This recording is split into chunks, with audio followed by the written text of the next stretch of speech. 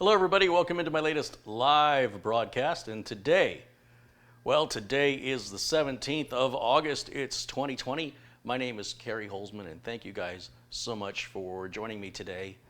Let's just hit it right off the bat and let you know that we're doing the first live stream with the rebuilt Threadripper machine that has never worked right in the last 2 years since it's been built.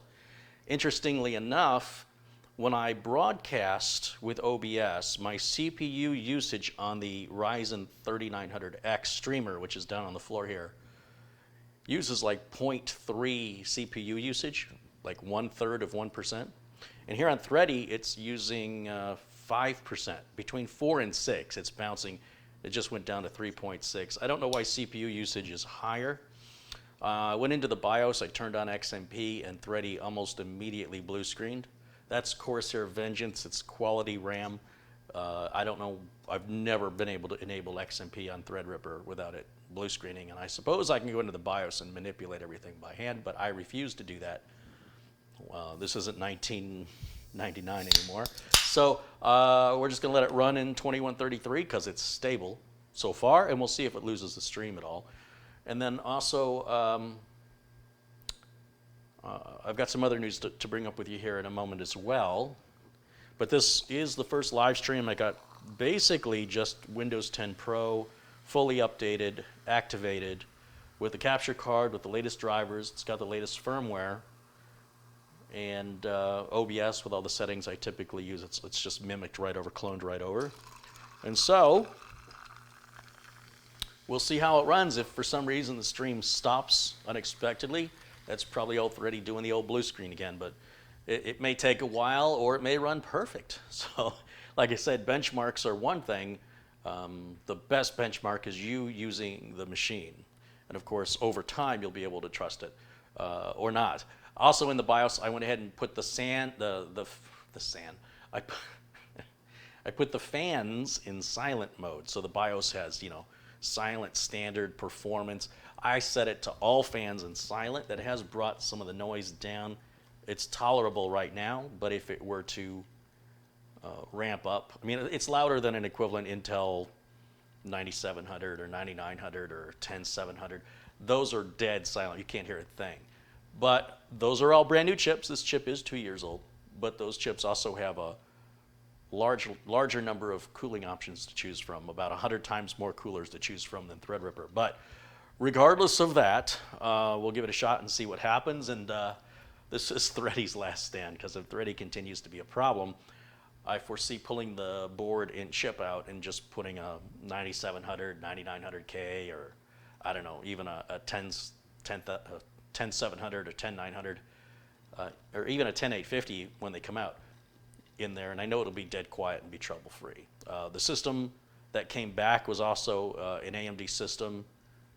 That one's still locking up again. So that's a new motherboard, new everything. We're still suffering lockups. So there's something going on. Right now it appears that it may be related to malware bytes, but we're not sure. And I don't have any other issues with malware bytes on any computer, AMD, Intel, or otherwise. So I don't know what's going on with that, but we're still, again, these things take time. And if you've got time, well, have at it. Which brings me to today's subject matter. When you are choosing a processor for your build, should you choose Intel or should you choose AMD? All I can tell you is no matter what answer I give you, it's going to offend somebody. I don't know why. There's people on the internet, many of them have a weird attachment to corporations. Growing up in the 80s, we generally saw the government and corporations as untrusting. So there was no loyalty ever. We wouldn't, in the 80s, it was not, you wouldn't wear a company's logo on your shirt, like Nike or whatever, unless you were paid to do it. Some people would. But overall, sort of the era I grew up in is, if you want me to advertise for you, you'll pay me for it. So I've grown up in a different era than many of the kids today that are on the internet and spouting off about superiority, one CPU or the other. I don't care. I don't honestly care. I just want a system that works. that meets my customers' requirements or even my own personal requirements, which includes performance, budget. I see a lot of people are hung up on benchmark numbers. They're not really discussing actual usage. When you watch people promoting either Intel or AMD, they're generally always referring to benchmarks. So that's kind of, I almost want to call it an illness. The reason I say that is this dedication to benchmarks, to me, those people who do that, again, I grew up in an era, you just don't trust stuff like that. Benchmarking companies sometimes make deals with video card companies or whatever. Sometimes the BIOS manufacturer or the firmware of the device that you're testing can be optimized to recognize that test and give you false results. You'll never know. So if you have faith in believing the benchmarking software, I can't relate to that because I can't. It's just not in me to do it. I'm a very skeptical person. I need to see it and I need to experience it. And when one person says, hey, this does well in this test and this does well, I don't care, right? But if somebody says, hey, I've had this for years and it's been great, then I want to know, what do you do with it, right? Because if you're not doing much with it, you'd be very easy to please. Other times somebody says, well, I do all this crazy stuff that no common person does. And it's like, well, okay, well, that doesn't really apply to me either. So it's sort of like going into a restaurant and saying to a complete stranger, should I order this menu item or that menu item? It's not that one menu item is universally accepted as being better. The menu items are offered there to give consumers a choice. What do you feel like? What do you want? What's your budget? What are you expecting? How hungry are you? Are you worried about carbs? Are you worried about gluten? Are you worried about sugar? Are you worried about sodium? Are you worried about fat? Are you worried about... And it goes on and on and on and on and on and on. Well, in the world of computers, it's very much the same. Do you need a big motherboard or a little one? Do you need an Intel chip or an AMD? Maybe it's not about what you need. Maybe it's just about what you want. You don't need a benchmark, and you don't need any justification to convince anybody of anything, because it's your money to buy what you want for your reasons. And likewise, I recommend to people on the internet that you offer the same consideration and the same respect to other people. Allow them their freedom of choice. And if they ask you, which graphics card should I buy, which motherboard, which case, which power supply, which blah, blah, blah, blah, blah, it's no different than what haircut should I get, what tattoo should I get, what car should I buy, what items should I put in my refrigerator, I'm going to the grocery store, what should I buy? Wouldn't any normal person in that scenario say, how the heck am I supposed to know? I don't know what you like. I don't know how much you're planning to spend. I don't know how big or how small your refrigerator is. I don't know what you need for a car or a truck or an SUV or a minivan or a hybrid or an electric or a sports car. I don't know. And that's the right answer. The right answer is, if somebody says, should I get this or should I get that, without any more information, the proper and only acceptable answer is whichever one you choose. They say, how do I choose? How do you choose anything? How do you make a choice in anything in your life? How did you choose that menu item at the restaurant? How did you choose those pants you're wearing? Did somebody else say, here, wear these pants? Or did you make that decision all by yourself? So these items, these CPUs and GPUs and motherboards and Intel and AMD, they all exist so that you have that freedom of not having to have something pre-made for you, and that you can then buy exactly what you need or exactly what you want that fits within your budget. There's no wrong answers here. There could be regret on your part. You might overspend, you might underspend, but nobody would know that but you, right? So if you were to follow some stranger's advice online and they steer you wrong, what recourse do you have? You have zero recourse, yet people won't hesitate because, I don't know, there's this weird sense of, you should listen to me. Just go on Twitter. Everybody thinks they're making a difference on Twitter. I don't know what happens there, but apparently it's very important that you know what some stranger in some little town somewhere in the USA thinks about the political stance of a particular, who cares? I guess it feels good to write it, but anyway. So what I'm suggesting is that you're going to spend, $800 to, who knows, $3,000, $4,000, right? You're just going to take some stranger's word on what you should invest your money in. Hey man, buy some Bitcoin. I mean, would you take investment advice like that? Would you go on Reddit and say, hey, what stocks are hot right now? And then go and invest $1,000 or $2,000? So I advise you to take accountability, responsibility. It doesn't take much research to figure out, what's the main point of my computer? Do I want something portable? Do I want something that's a showpiece? Do I want something that's inexpensive? Do I want something that I'm just going to build once and I don't want to have to open it up for the next 8 years? There's a lot of different questions. Well, I'm a gamer. Okay, good for you, but there's lots of different games. It's not like that's just one video card for all gamers.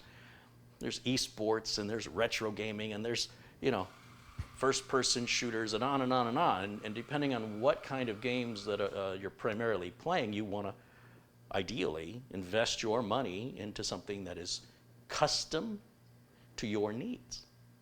And who knows what your needs are? When a customer calls me and says, I'd like to build a computer, I say, okay, we have to talk. They say, great, I got 15 minutes. No. The last customer I talked to was very shocked. He's like, I better let you go. I've had you on the phone now almost an hour. I go, we're not done. He goes, we're not? I go, no, I still have more questions. The answers that you've given me in the last hour of me questioning you have led me now to new questions, and we haven't even talked about a CPU cooler yet. So I can't pick a power supply until I know exactly what, I have to get all these answers first. It's an average of 90 minutes that I spend on the telephone. Now imagine that going back and forth over text messages, back and forth, back and forth. 90 minutes of talking is about 6 days of texting back and forth. Like, it's just ridiculous. So do what you want, but understand that if you want useful advice to which one to buy, there really are no bad ones. It's really just a question of what you personally feel about it. And you may not have any personal feelings about it one way or the other until you invest some cash into it, right? Some money. And then you might have some real strong feelings after that. But nobody else will be impacted by your decision. Even the person, say you like, oh, I don't care, Kerry, I'm still going to go ask some stranger for advice. You go right ahead. I'm not telling you not to do that. I'm advising you strongly to not put your faith on some stranger on the internet. It's a big mistake. Big, big, big, big, big mistake, more times than not. However, what you decide to do is your choice. I don't make a living selling Intel or AMD. I don't sell them. Customers buy parts and I just build computers, that's all. So if you want to buy one or the other, it's okay with me. I mean, you don't need my permission. In fact, you don't need anybody's permission on the internet. You buy what you want. You're like, but I want to buy the best thing. I know. When I go to a restaurant, I want to get the best thing on the menu, I really do. I think you do too. But I don't think we're going to pick the same item. What do you think? There's no bad process. I mean, you buy a Ryzen, you buy an Intel, whatever. None of those are bad. It's just a question of, does it meet your needs and does it fall within your budget? Now, I have some personal feelings regarding my business in order to maintain my business that it seems many people, based on feedback I'm getting on the internet, just refuse. They flat out refuse to understand. They won't even put themselves in my shoes. They can't even imagine what it must be like to try and run a business. And they just want to stick to being loyal to a company, which takes me back to that 1980s mentality of companies are big evil corporations, the government isn't to be trusted. Not so much paranoia, more or less just being skeptical. And knowing that these companies aren't stepping out to protect me, I'm not stepping out to protect them. And whatever decision you make is the decision you have to live with. Nobody else has to live with it. You make a good decision, you're happy. You make a bad decision, you're sad. But regardless, everybody else doesn't care. Their life goes on, they never even gave it a second thought. The person that gave you the build advice for free on the internet, good or bad, probably is never going to speak to you again. Hey, just following up to see how that system worked out. Not likely. Not likely. Now, if you have a friend in the industry who can kind of sit down with you and do it, that's fine. Obviously, that's ideal. It's better than fine. You can go to sites like PC Part Picker. You can read reviews on Amazon. If you're playing a game, let's say it's a particular game, you like Fortnite, I don't know, Crysis, whatever it is. I should throw some dated references. Let's say you're playing Wing Commander or SimCity. The point is, there'll be forums for those games, and then they'll talk about the best hardware for getting the best performance out of that game. Oh, I found the game runs best with 16 gigs of DDR4000 on a Ryzen 5 3600, blah, blah, blah, blah, blah, blah, blah, blah. And you go, oh, okay, that's good to know. And then if you see a lot of people saying, you know, oh, I concur, I agree, then you're like, okay, well, at least I know that I want this graphics card, or I want this much memory. And then you just build it up from there. You're like, well, what else do I use the computer for? Well, I like to open up a lot of spreadsheets. I like to have like 17,000 windows open at the same time. You just say, you know, what's the best configuration? Just type it in Google if I want a bunch of windows open. I really need a lot of RAM, right? Or I'm going to be editing videos. You know, you really need a lot of storage space. You need a good graphics card. All right, so you do the work, which is really not work. When I say work, I mean typing on a keyboard and clicking your mouse. You're not going outside and digging any ditches. So with that, I hope you guys can confidently move through life without constantly looking for other people's approval or asking people to qualify something for you. And you know, clearly if you have a concern if something's a little confusing, like I'm not getting the whole point of the difference between that 1660 Ti and a 2060 Super. Is it really worth the extra $100? That's a good question, because the answer will be based on whether or not you need it, right? Whether or not it would benefit you. It may not benefit you to spend that extra $100, but it may benefit the guy next to you, or the person next to you on the forum, not next to you in reality. Or who knows, maybe in reality too. That's why these parts exist. None of these parts are there to rip you off, but nobody can know what you like. Nobody knows what your budget is. Nobody knows what your needs are. Nobody knows what your future plans are. And because of that, only you can decide what's good for you. Pick the item you want to eat. Don't ask somebody else to pick it for you, unless you're feeling rather adventurous. And a meal is usually under $20, so it's not a big gamble. A computer is generally right around $1,000. So if you want to gamble $1,000, be my guest. However, understand that getting useful advice requires asking you a lot of questions, from deciding the case to the graphics card. Maybe even integrated graphics is all you need. Save you some money, right? Save you money on the power supply too. There's lots and lots and lots of questions. And without people asking those questions, the advice they're offering you, you've got to ask yourself, what's this based on? Based on what? Based on a budget. Okay, so give me a budget gaming PC. Well, again, if we don't specify what kind of games and we don't specify what the budget is, it could be $2,500. It's my budget. What's your budget? So these are all things to keep in mind. But again, it's your decision and it's your money, and it'll be your results. It does not impact me. Whatever you decide to do, I have no impact and I don't care. I just hate to see people I don't know the right word for it. I think everybody's intent is there. I don't think anybody's maliciously misguiding you. I think they have good intent. They just don't realize that they're not giving the other person consideration of what their specific needs are. Now, if they start asking you these questions, that's a good sign. They should ask you about, I would say no less than about 15 questions, minimum. And the answers to those questions may lead then to some sub-questions, which would be, you know, another 3 for each one, so leading up to, you know, 40 or 50 questions in total. But, you know, if you're that indecisive, you can go buy a pre-built computer and that'll just be done with it. You got a warranty through the company. You can buy a Dell, you can buy Acer, Asus, HP. They're already pre-built right off the shelf. There's bespoke custom gaming builders like Falcon Northwest, lots and lots of them, plenty to choose from. They cost a bit more money. NZXT is building computers now. I might order one just to take a look at their build quality. I heard one person say that the build was awful, and I heard one person say the build was great, so I don't know who to believe. Yeah. So that's that on those parts. Remember, picking your computer is no different than picking your shoes, picking your haircut, picking your nose. You're going to let somebody else do that for you?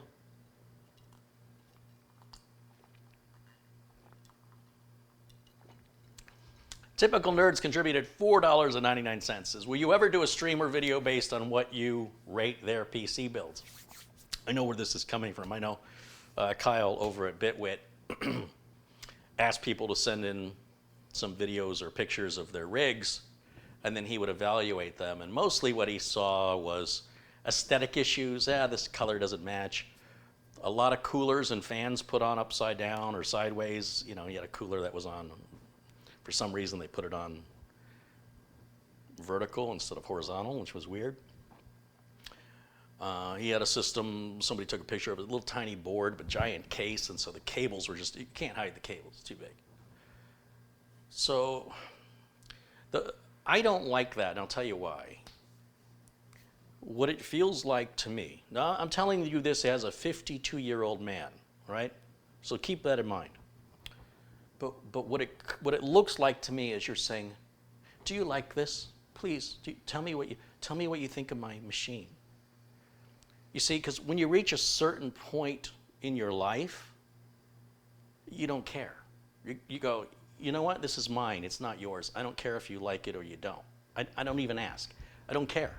Now, if I'm going to sell it to you, I care. If you're buying it, I care. But this is mine. This is the way I want it. And it's mine to deal with. It has no impact on your life whatsoever. And whether or not you agree or disagree doesn't change the fact that it's still a piece of crap. All right. I kind of went off on a tangent. So as you, typically when we're younger, there's a lot of this peer pressure fitting in.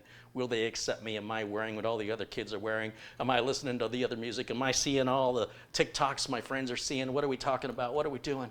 I got to be in the loop. FOMO, fear of missing out. What's going on? And then what happens, you get to be a little older, you meet a girl, maybe you have a baby, and suddenly there's bills, and you have to focus on paying those bills. And now you need a job. And now you're asking the job, would you hire me? Will you approve me, please? The job hires you, and you start seeing your friends less often, and maybe there's another baby along the way. Maybe there's another baby after that, and you need a bigger car, a child seat, you need things for the kids, you need a place to live, and suddenly all that sort of freedom you had as a kid, all that's taken away, and you have a new set of freedoms as an adult, which is, I get to do whatever I want. I can stay up as late as I want, but I'm not going to because I have to get up early in the morning and go to work. You know what I mean? So it's not worse, adulting. As a child, I couldn't wait to be an adult. I couldn't wait to have the ability to eat dessert first, go to bed whenever I want, sleep as long as I want. But then when there's bills to pay, you can still eat dessert first. You can still eat what you want. But after a certain amount of time, that may catch up to you too with health issues, right? So if you're just like me, I'm having Coca-Cola all the time. But sooner or later, the doctor's going to say to me, you need to cut back on that stuff. That day's coming. But in the meantime, I'm going to enjoy it while I can. And of course, everybody's different. So I'm talking about sort of the stereotypical life experiences that we have, going from a child into a young adult into a middle-aged adult. And so what ends up happening is, hopefully, you're focused more on taking care of your family and making sure the power stays on at the house and making sure there's food in the refrigerator than you are about, I wonder what somebody thinks about my PC, right? Because you've got so many other things going on in your life. There's dishes and laundry, there's mopping and sweeping, there is getting the mail and paying the bills, spending time with the kids, going shopping to buy food, to buy clothes.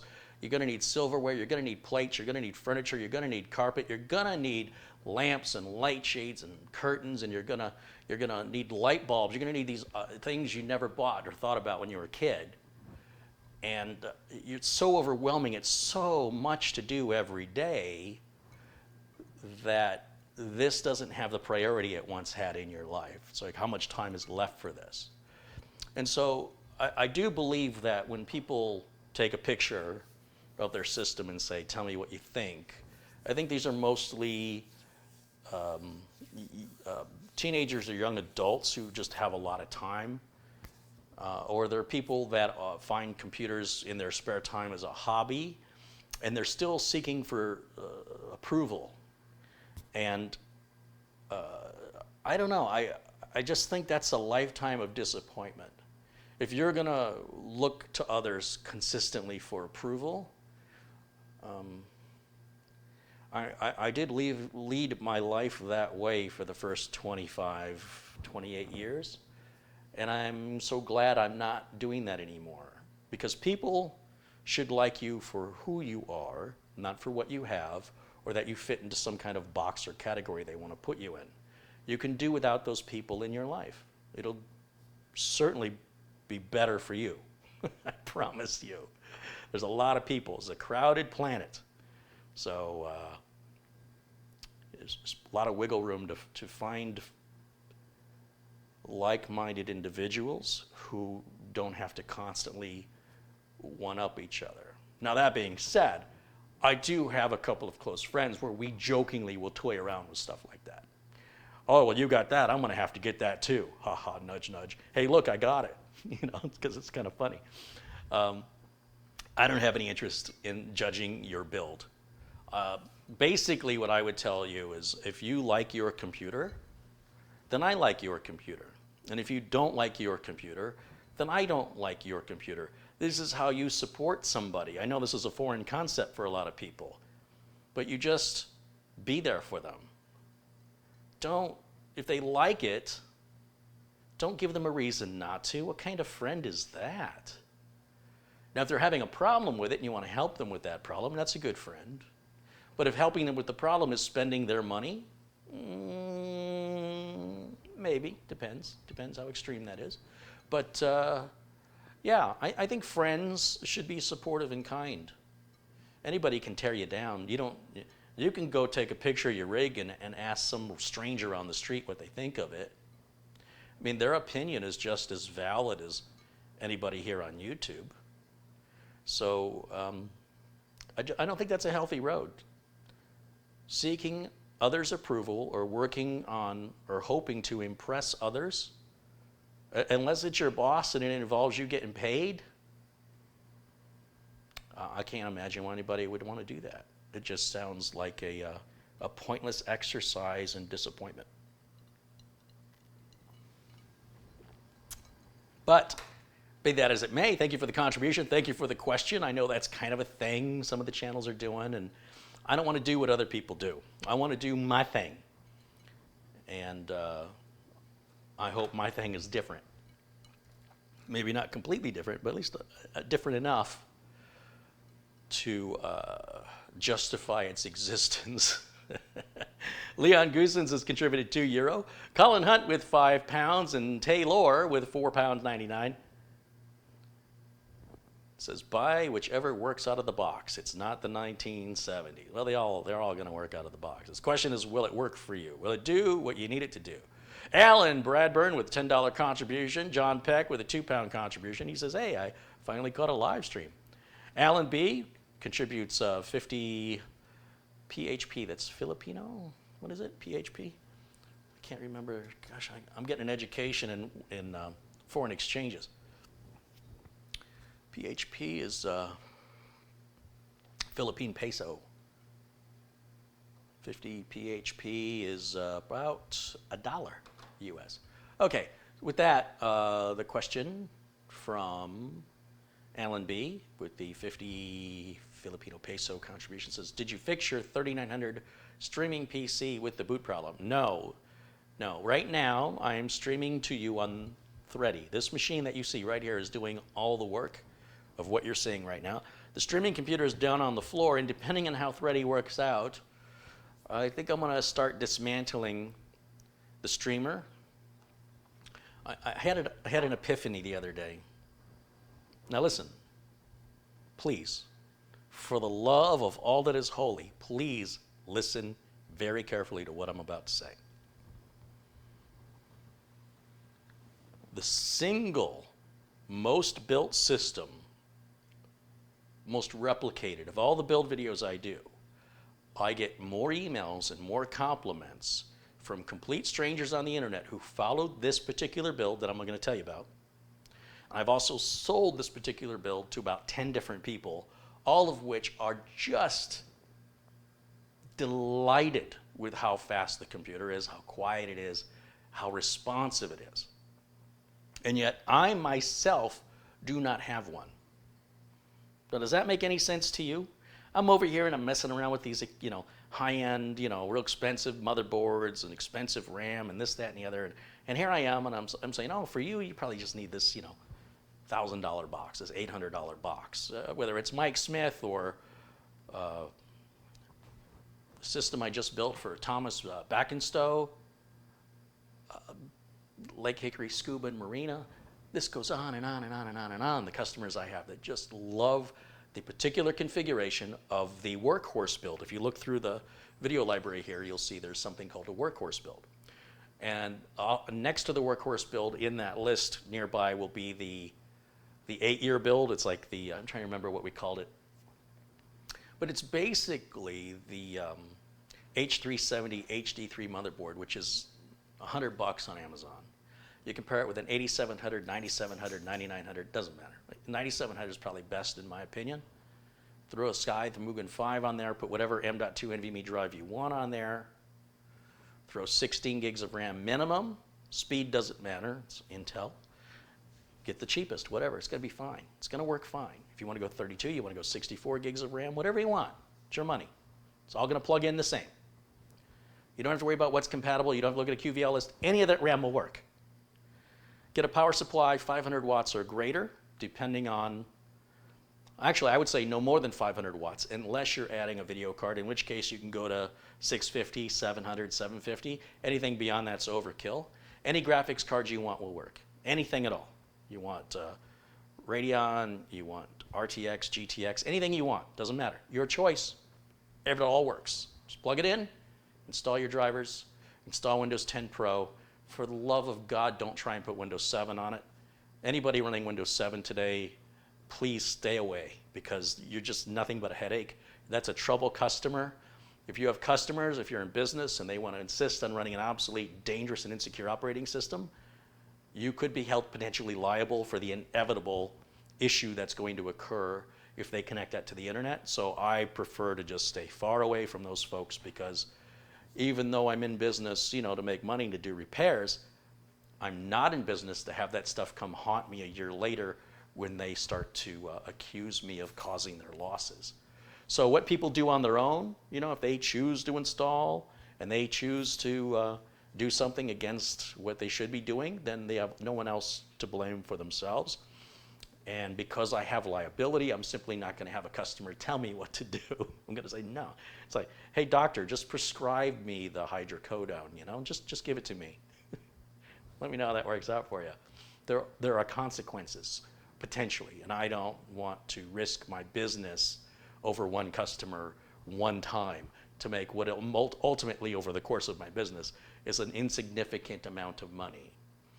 So if it's a customer I've known for a very long time, and I've made a lot of money from them over the years, I might work with them on setting up a virtual machine or something on Windows 10 so they can still have their Windows 7 within Windows 10. But I won't do a dual boot, and I'm not doing all that other nonsense. They can do that all on their own.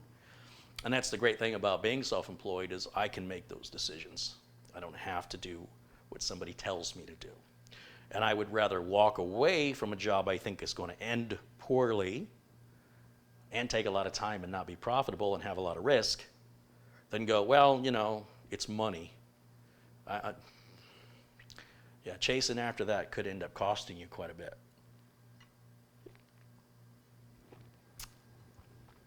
Let me look back through contributions and see where we're at here. Ricky Saunders with £4.99 said, I got my RTX 2080 Super. It's going well, and it's fast, too. He's coming from a 980 Ti. Yeah, imagine going from a 980 Ti to a 2080 Super is probably a noticeable difference. You don't need benchmarks to tell you that's faster. and he's running it with an i7 6700K.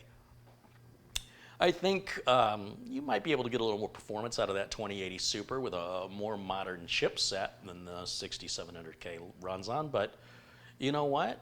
Compared to a 980 Ti, which by the way is not a terrible card, just compared to like a 1080 or a 2080 Super as we're talking about here, is a significant improvement.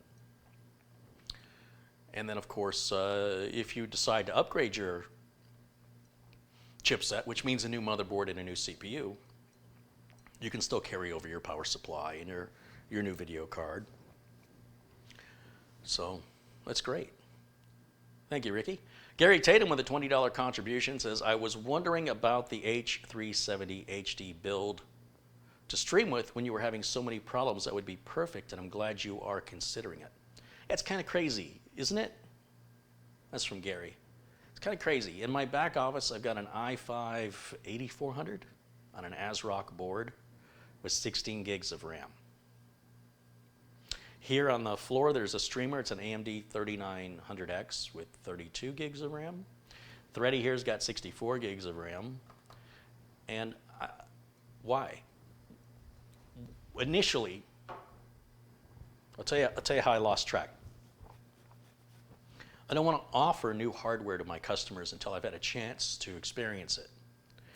And if those experiences are troubling, if they're not smooth experiences, then I'm like, all right, this is just not ready yet. I'm not saying never, but not now.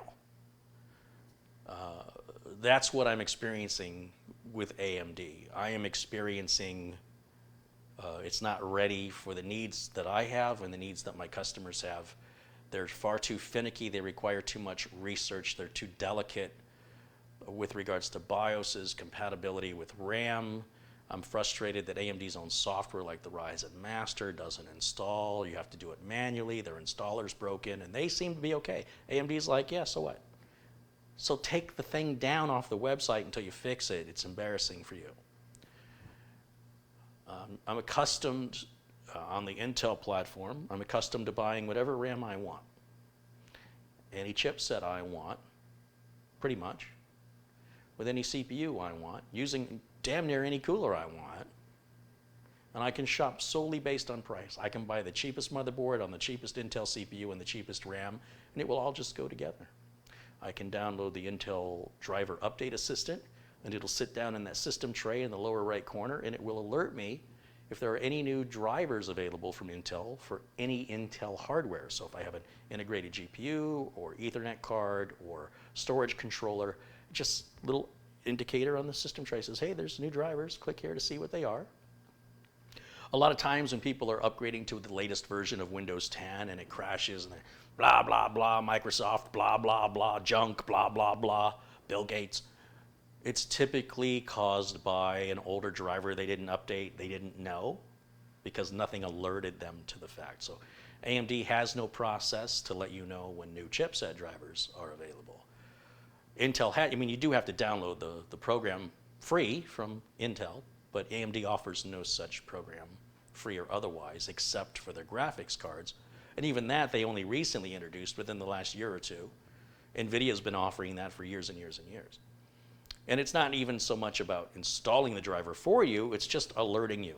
Hey, there's a new driver available. That's it. That's all I need to know. I don't need to sign into NVIDIA. If I see the exclamation point next to my NVIDIA logo, I just go to NVIDIA.com, download the latest driver, install it. It's no big deal. The Intel Driver and Support Assistant, on the other hand, will even update the BIOS for you on a NUC. So if you have an Intel NUC, it'll say, oh, by the way, we see you're on a NUC and there's a new BIOS. Click here to install it. That's all you do. Everything just goes. New Bluetooth driver, new Wi-Fi driver, new chipset driver, all of it automated. Goes right through, free, no charge to you. And you don't have to wonder, do I have the latest drivers? So I like that convenience. I don't have time to tinker, right? I don't want to sit there and finesse Thready to adjust every minor little setting in the BIOS by hand until I get it to work in the memory speeds, the 3200 speed that I bought. Screw it, I don't care. I don't have time. Life's too busy. I'm just too busy to play around with that. And even if I figure it out, how am I ever going to remember it? because a new BIOS update comes out and I apply it, it wipes all the settings out. So what I'm trying to do with my business is I'm trying to help as many people as I can. There is no money in building computers. If you think you're going to get rich building computers, good luck to you. I enjoy building computers, and I build them at no profit, zero profit. The only money I make from building computers at this point now is whatever revenue the YouTube channel makes. That's it. So if I spend $4,000 on a computer and the YouTube video only makes $400, well, you can only do that so many times, and then you better find other videos to make. I kind of amused myself when I did a video on building a gaming pizza, because people are like, oh, the guy builds computers in his kitchen, you ever cook in there? And I got so sick of hearing it, I was like, fine, you know what? Yeah. Funny thing is, I was hungry and I was going to make that pizza anyway, and I'll just turn the camera on. It cost me $6, which I was going to spend anyway to eat. And that video made as much money as the $2,000 computer bill that took me 2 weeks to film and edit. So you're like, I better make more $6 pizza videos because that's paying the bills. But that's not my passion. My passion is building computers and diagnosing and repairing. And when I have a retainer client, they're paying me to maintain their computers. And if I build the computer for them, even at no profit, it's in my benefit because I'm on a retainer. So the less I get called out, the more money I make. So if I can build a machine I know is reliable, that's super easy to work on, I know all the parts in it are available, I'm not tied to any manufacturer for any part, I don't have to go to Dell and get their motherboard or their power supply or special RAM.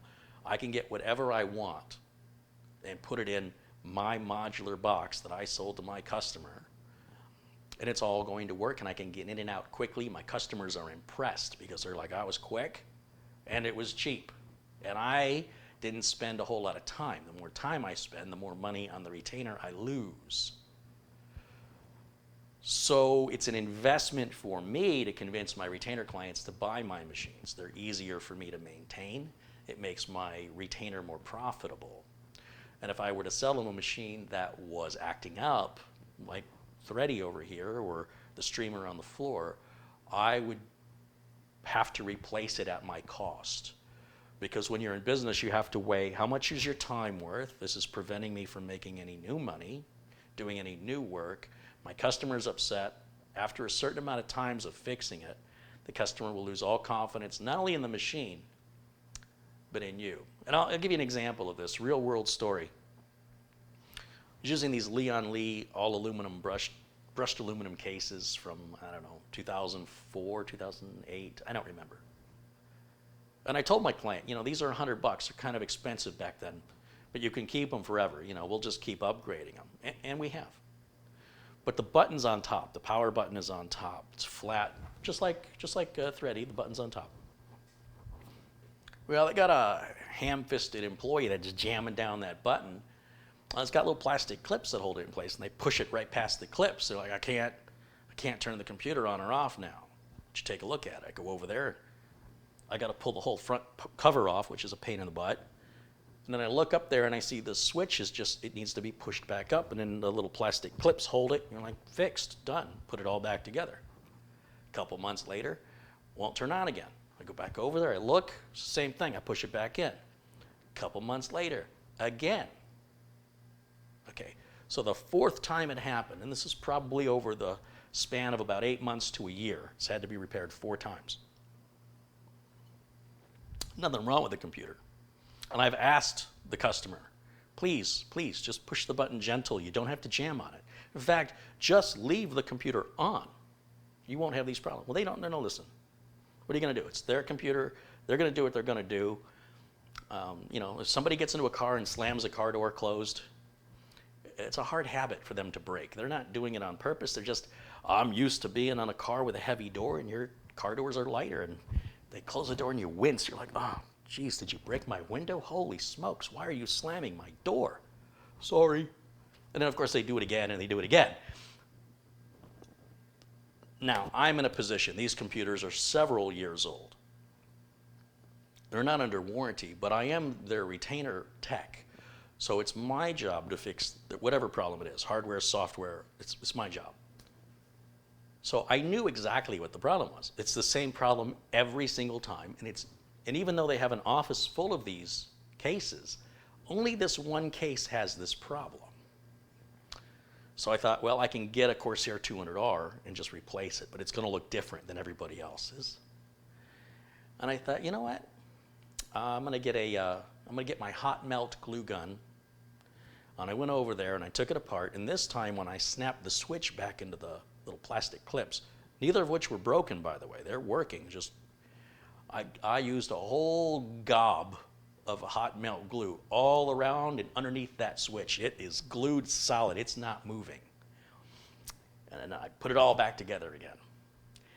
And within the next day or two, I got a call saying, what are we going to do about this computer? I said, why? They said, well, it won't turn on. I go, I was just there. It turns on fine. Well, when were you here? I was there over the weekend. When?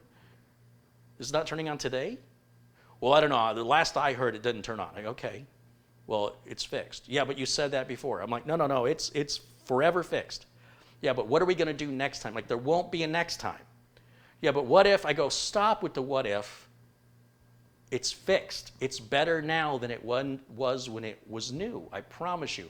If that ever breaks again, I'll replace the whole computer for free. I will replace the whole computer for free. Please stop asking. It's fixed. Go over there. And he wasn't listening. I said, do me a favor. Get up, go to that computer, and tell me if it turns on. Push the switch. Tell me if it turns on. And he does. He goes, it works. I go, yeah, it's what I'm trying to do. Okay. If it ever stops working, let me know. But I'm telling you, it will never break again. At least not that problem. Then his secretary calls me. She doesn't know that he called me, and we have the exact same discussion. Well, what are we going to do? This employee can't turn the computer on. I go, this time I cut right to the chase. I go, do me a favor. Go walk over to the computer and push the button. Okay? Does it work? Yeah. Now push it again. Does it turn on? Yeah. Now push it again. Does it turn on? Yeah. Now push it off. Does it turn on? Yeah. Okay. So what do you want me to fix? Well, it keeps happening. I'm like, it's not going to happen ever again. But you said you fixed it before. I go, yeah, but this time I fixed it. Like it's, so I'm on the phone for an hour, maybe 40 minutes, with two different employees, neither of which uses that computer. And by the way, it's been fixed ever since. It's never had another problem. But when you're in business, at some point, you risk, how much am I going to lose from profits from this customer versus how much is it going to cost me to buy a new computer at my cost, $1,000. Boom, here you go, yours free. I'll take the old one, I'll repurpose it, sell it at a discount, maybe I get $500 out of it. Now I'm only in the whole $500 plus all my labor. But if that means I make another $5,000, $15,000, $50,000 from that client over the course of our relationship, which hopefully will go on for decades, then that's a great investment. It's a smart business move. But I can't afford to do that a lot. So if I'm selling a bunch of systems that have problems, the likelihood of saving that customer relationship is going to be difficult at any cost. And the cost of fixing it, well, I hope you're making good profits. Like I said, there's really not a whole lot of profit to be made in building computers because people will say, well, I can just go to Dell. So yeah, but you're not going to get this, right? Like if you spec out 2 terabytes, NVMe, 32 gigs, 3200 speed RAM, modular case, fully upgradable, 600 watt modular power supply, you price that out at Dell, I guarantee you it'll be at least 30 to 40% more than what I'm charging you. But if you want a Dell, that's fine, but if you have problems with it, you have to go to Dell. I can't help you, right? I guess I could call Dell for you if you want to pay me to do that, but I can't. I don't have Dell motherboards and Dell power supplies, and they're not as upgradable, and maybe there's some limitations, which we won't know until we get it. It's your choice, but set your expectations accordingly. So you can understand when I'm Running these AMD systems, Threadripper was something I wanted to experience for myself because I know the Intel X99 and X299 systems are similarly very finicky.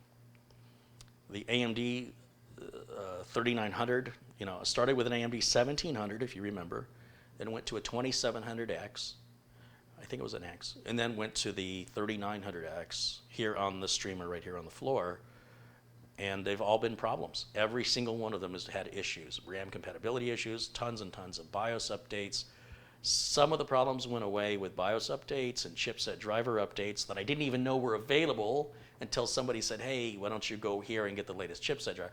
I'm accustomed to all of this happening automatically for me. I'm accustomed to not having to do any of that. And to be honest, I don't see any performance difference between that 3900X and any of the 9700Ks or 99. I don't see it. I don't experience any boot time improvement. If anything, it's a little louder. The AMD's a little louder, and I think it generates a bit more heat.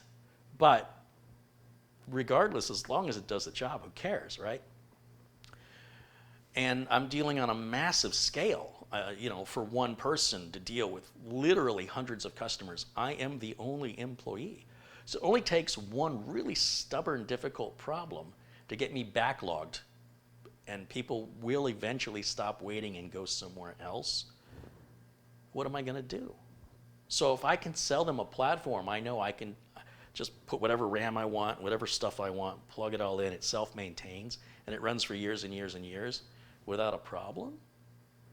I don't think it's rocket science. It's not about being fanboy to Intel. If AMD would resolve the things I'm telling you, obviously I'd be using them. I don't have any bad feelings like it's not like it's unjustified. I have some real negative recent experience that's been broadcast live. You guys have shared it with me.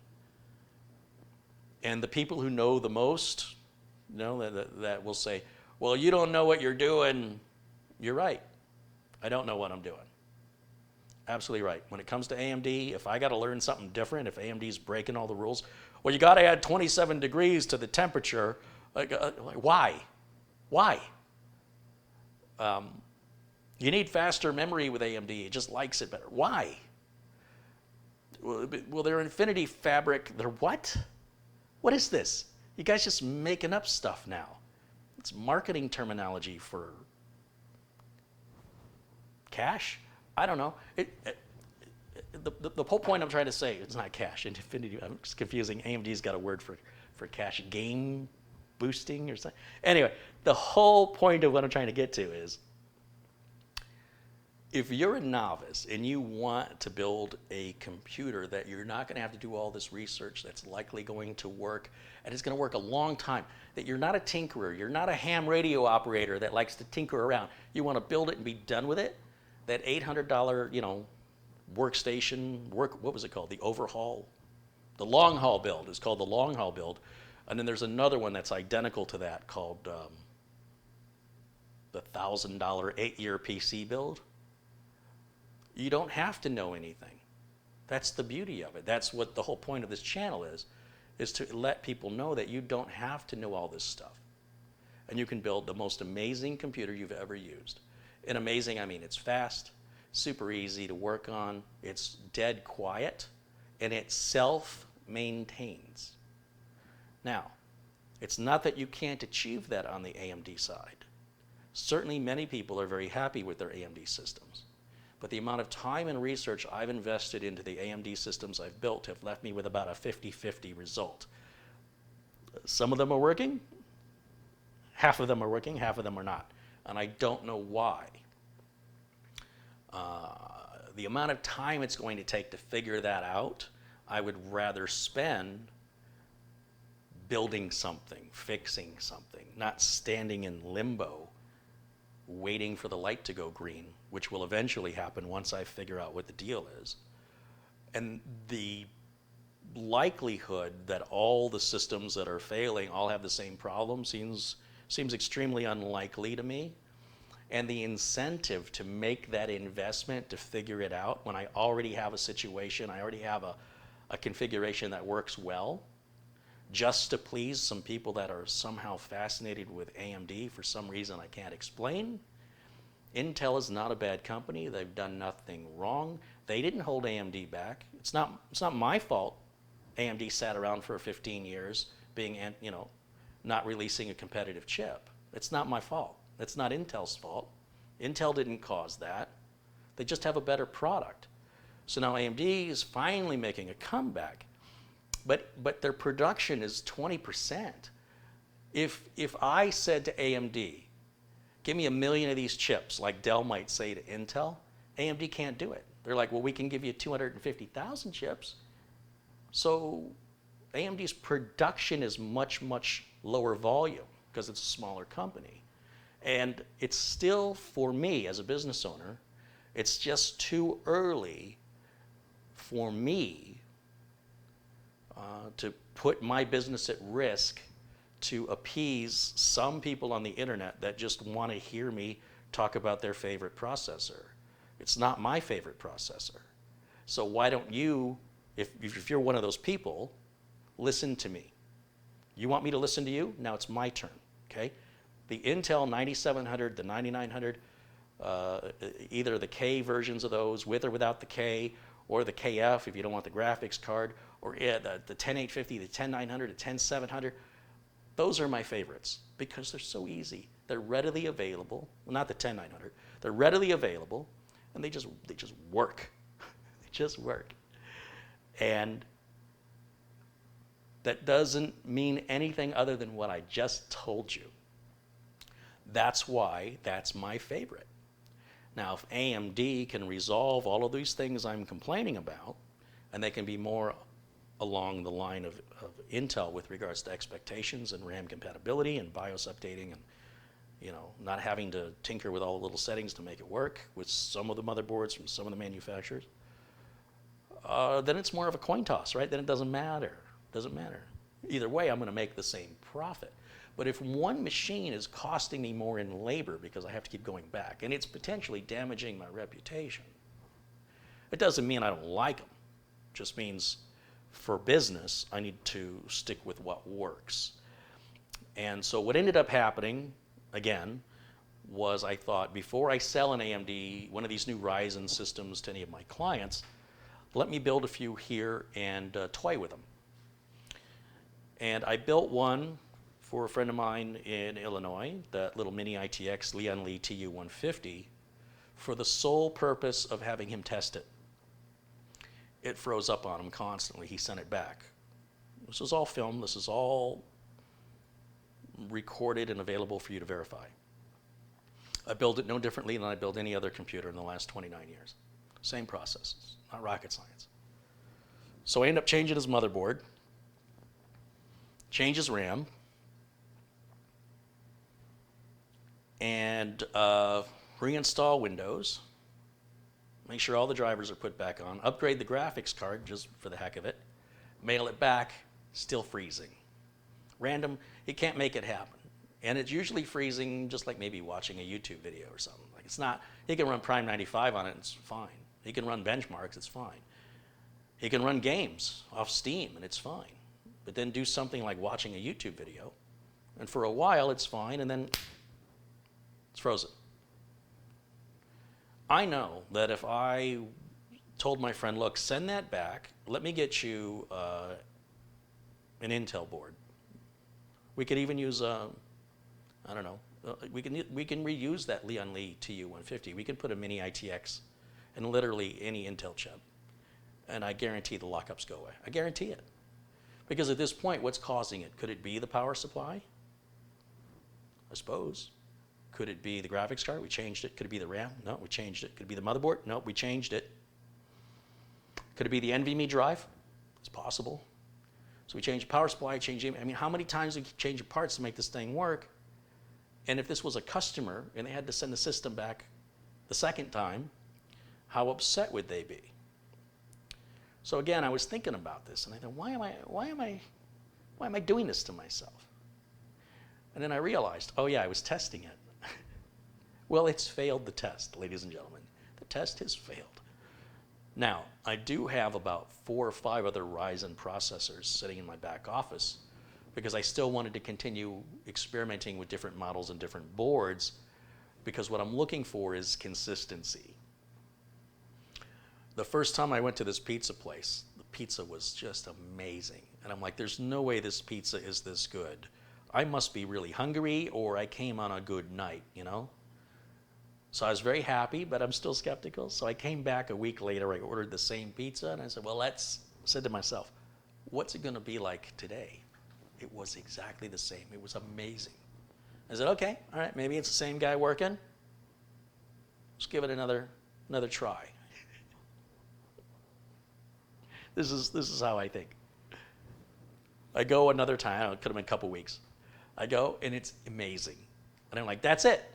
My testing is done. This is officially my favorite pizza place. Anytime anybody visits me from out of town, we're going there. Everybody always loves it. It is consistent.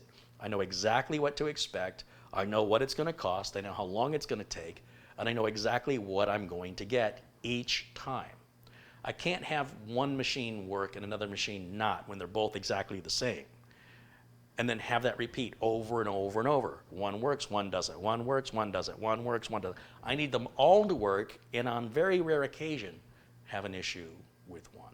That's the only way in a margin-thin profit business like computer building. There's just no money to absorb the costs of finding the problems and fixing them. And I didn't put myself in business to help some big faceless corporation, be it Intel or AMD. I could give a rat's behind. What I'm in business for is to help my customers and to pay my bills. That's it. And if AMD does that, I'm all about it. And if Intel does it, I'm all about it. So for anybody who feels that I'm anti-AMD or whatever, I don't care. When you want to pay my bills, well, then I'll build what you want. Or if you're my customer and you want me to build you something, but in the meantime, I would suggest you start your own computer business and build AMD systems and see how many you sell and see how many you have to repair. And I hope you do a very good business, because it's not doing good for me.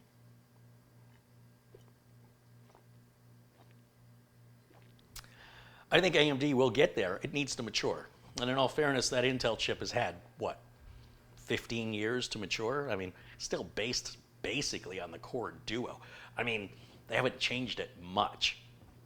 And because of that, we have this refinement that AMD has yet to achieve, but they're working on it.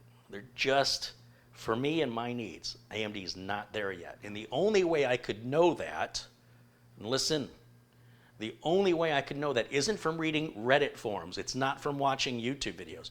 It's from hands-on experience and the pain and the suffering of losing my money.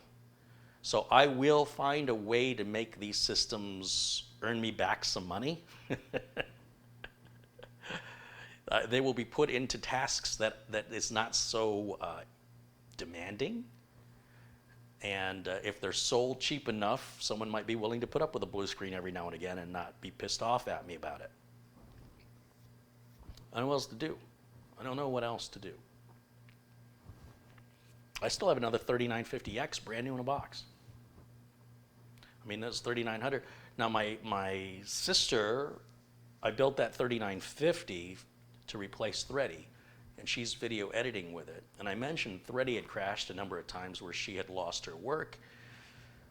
And I talked with her the other day and I said, how's that 3950 working out? I haven't heard from you. There's no news, good news?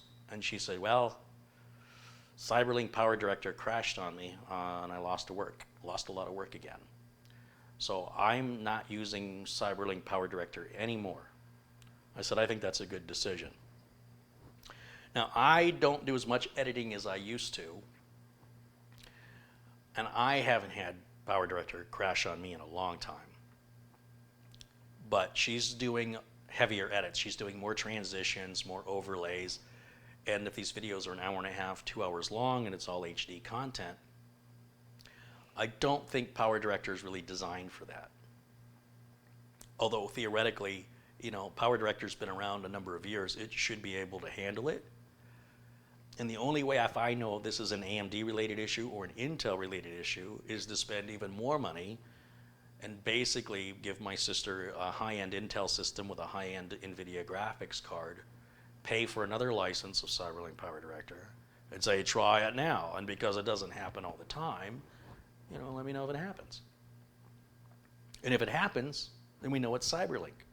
So she said, you know what, just forget it. I'm going to go to Adobe Premiere Pro and be done with this. I said, hey, I think that's a great idea, because Premiere Pro is what all the TVs and TV shows and movies, a lot of them use Premiere Pro professionally. And I think we're starting to reach that level, or my sister is, in editing. She wants to do more editing, more digital zooms, digital pans, B-roll, overlays, transitions, and there's far more control in Premiere. So much more that I don't even know how to use it. I look at it and just like looking at an airline cockpit. I'm like, oh, there's a lot of buttons and dials in here. All I want to do is simple edits. And maybe that's why I don't have a problem with PowerDirector. But regardless, we have a crash. And we don't know if it's the cause of the related to the chip. We don't know if it's AMD related or if it's just CyberLink. We're kind of leaning on the fact it's probably CyberLink, but it's so difficult to recreate the problem. It's not like she can load the same profile again and it'll crash again. It's random. So in that case, it's my sister. I'm not obligated to drop everything like I would for a customer. I don't have to worry about losing income other than what I've spent on hardware. But apart from that one issue, she said that 3950X has been running great. So I do have an AMD system out there that's working, and then the other streamer I'm using at the other studio, that's that little mini ITX I built with like a Ryzen 2400G, and that seems to be working fine. So I don't know what to say. It's just a level of inconsistency there. It doesn't make any sense to me. I haven't figured it out. And I'm not interested in anybody's approval other than my customers or people giving me money. For everybody else, I don't care what they want to use, and they shouldn't care what I use. They shouldn't care if I like AMD or Intel. Why do they? What difference does it make in their life? They get very worked up about it. So I think anybody who starts coming at me with that stuff, I'm just going to start banning those people, because I don't need those people in my life. If they want to be that way, that's just not the kind of people I want in my community. I think that you should respect people's choices. Whether or not you agree with them is none of your business. If it doesn't affect you, it has no impact on you, mind your own business. And I'm here to share my business with you voluntarily at my cost. And I provide that to you for free. And if you don't value it, there's plenty of people who do. So it's not like we're going to miss you when you're gone. And I know that sounds harsh, but the reality is there's some really thoughtless people out there who have a lot of entitlement that can ruin it for everybody else if I allowed it. If I just said, you know what, I'm tired of this. I'm tired of people thinking that their opinion is somehow important to me, unless you're a customer or unless you're a familiar member to me in the community. It's not like they introduce themselves first. Right? It's not like they say, hey, Kerry, my name's Joe and I work at Intel and I've been an engineer for 14 years and I just was thinking, would you be curious about, I had some thoughts about AMD. They don't do that. They just shove their opinion right down your throat like you asked. And like there's somebody you should look up to? Like, oh, okay. Some stranger online told me I'm doing everything wrong. I better fix it now. So after a certain amount of that, after 12 years of doing this, there's a part of me that wants to shut it off and walk away. But then there's this other side of me, which is far, far more influential to my brain, that says, if they tell you you're doing it bad, then make another video and do it worse on purpose, If they're going to get under my skin, then get under their skin. Just don't use technical terms anymore. Intentionally call it a thingamajig or a whatchamacallit. just irritate the heck out of them, and you'll find I do that a lot. And sometimes I genuinely forget the name, or I misspeak. And other times I'm intentionally trying to dumb it down because the technology terms don't matter. If I tell you to get an M2 SSD NVMe 2 terabyte Samsung Pro Plus, people are like, what did he just say? What language is that? Right? But if I go get one of these gum drives, it's 2 terabytes. Samsung makes a good one. It's called the Evo Plus. Yeah, if you can afford it, it's fast. That's all they need to know. This is not an A+ preparation course that I'm doing here. This is trying to open the doors to show everyday computer users how empowered they can be and how easy this stuff is. And that knowing that terminology is mostly unnecessary. And it really upsets the nerds. I mean, the nerdiest of the nerds are, well, that's not the proper term. Oh no, you better come and arrest me. I didn't realize when I made my videos you had to approve them. Who are you? It's a weird thing on the internet with that. But we have such an amazing community now. 12 years on, we've got just, 317,000 subscribers, 47 million views, and probably 46.8 million of those are all kind and supportive people, but they're quiet. They don't say much, most of them. And if you take the other little 200, whatever it is, whatever that math is, see, I'm doing this on purpose just to mess with people. Whatever the math is, 2 million views out of the 47 million, that's even a high number. It's not even that many. Those are the loud people. Those are the people who are the most judgmental. Those are the people who are the most, they have an inflated sense of self-importance, and yet they have no verifiable distinction from a bot. But you're supposed to take what they say seriously because they've determined they know better than you and they want you to know that.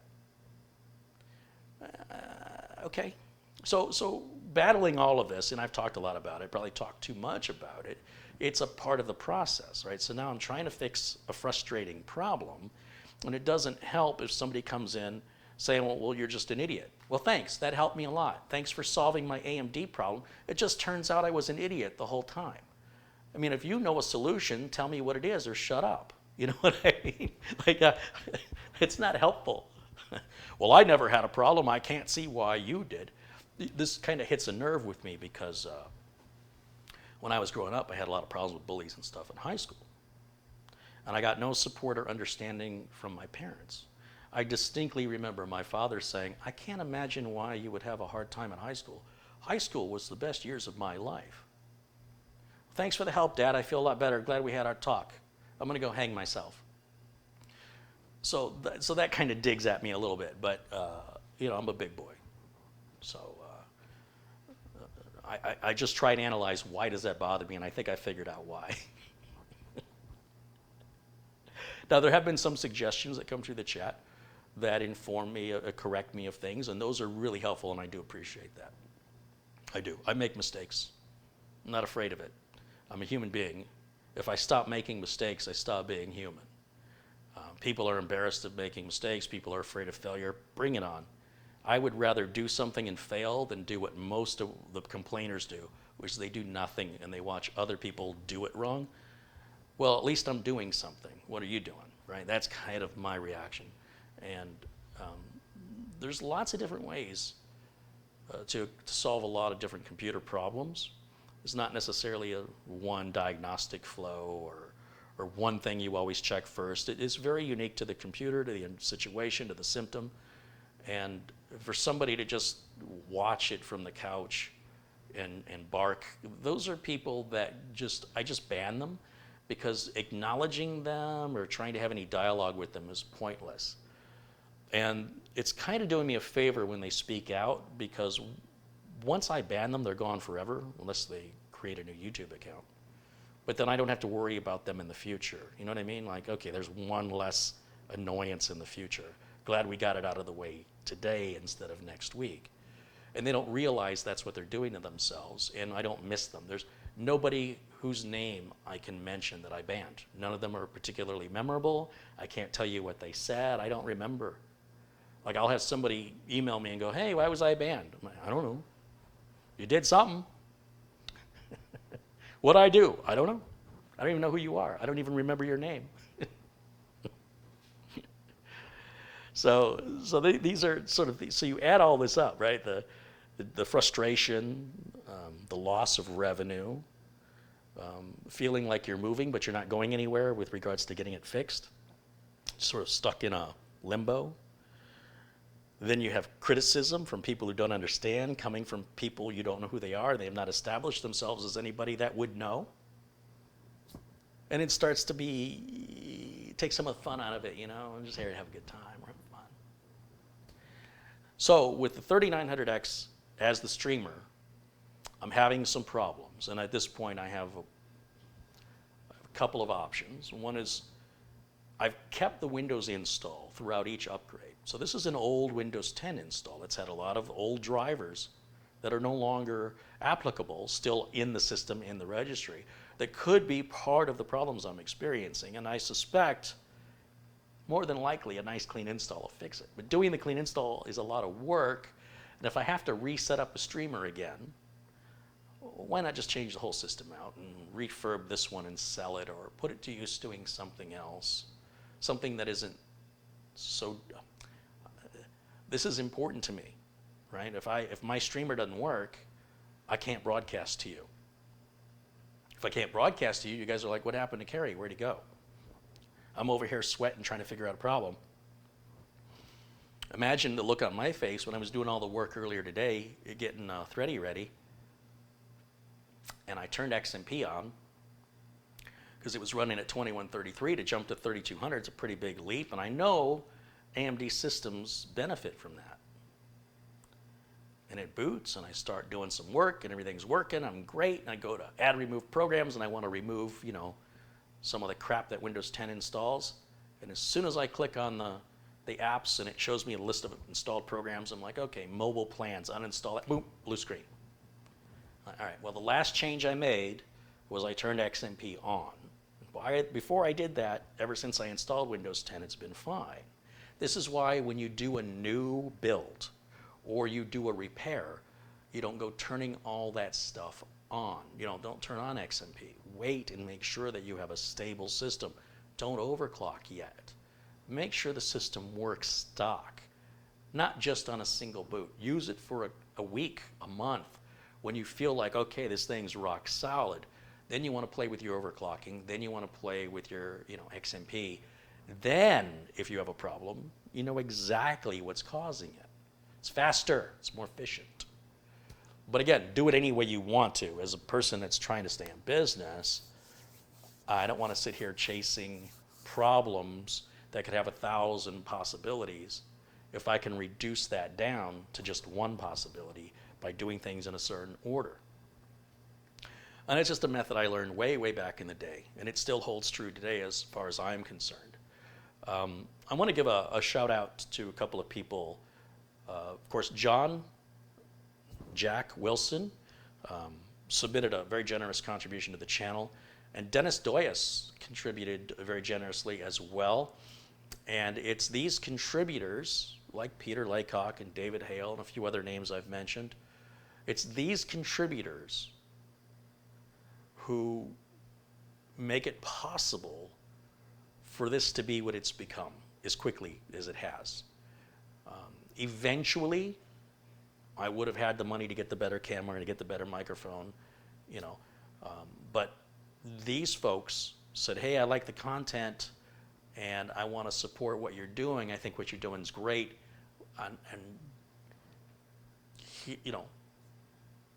The value of education, like if you took a semester at college, even a community college, is far more money than anybody has contributed, individually. And some people see the value of that and they want to continue, they want to encourage me. And because of that, and only because of that, I have been able to take on some fun projects where no customers are involved. And that includes this big Cougar 2 case behind me, which I'm going to get to here very, very soon. And I bought this as kind of something fun. I thought, I eye-catching, probably make a lot of video views, you know. Maybe if I spend, I don't know, $3,000 in parts, maybe I can make $6,000 in video views over the next 2-3 years on that one video. I won't get it all back at once, but over the course of time, if nothing happens, if YouTube keeps going like it's going and my channel keeps going, maybe that one day, eventually, the revenue from that video, month after month after month, will add up to more than it cost me. But it'll take a while. But nonetheless, that's the mindset. But I still have to plunk down $3,000. Where does that come from? Well, it comes from viewers like you. Alternately, it could come from sponsors, but I got to be careful if I take on a sponsor, because then sponsor says, hey, you got that video done yet? Send it to us for approval, make these changes, and then you can publish it. I don't want that deal. I'd rather buy what I want, say what I want, and be honest from my perspective, from my view, without any filter or any other agenda. And the way that's done is the financial independence to buy that stuff. When I'm buying these things, I could be making a video on a $12 flash drive. You know, I can buy a $12 flash drive. But if I want to do a video on a $3,000 build, nobody's ordered one of these, ever. So if I'm waiting, it'll never happen. I have to pull the trigger and make it myself. What I didn't expect to happen is that I would fall in love with it. I love this machine, and I can't wait to get back to work on it.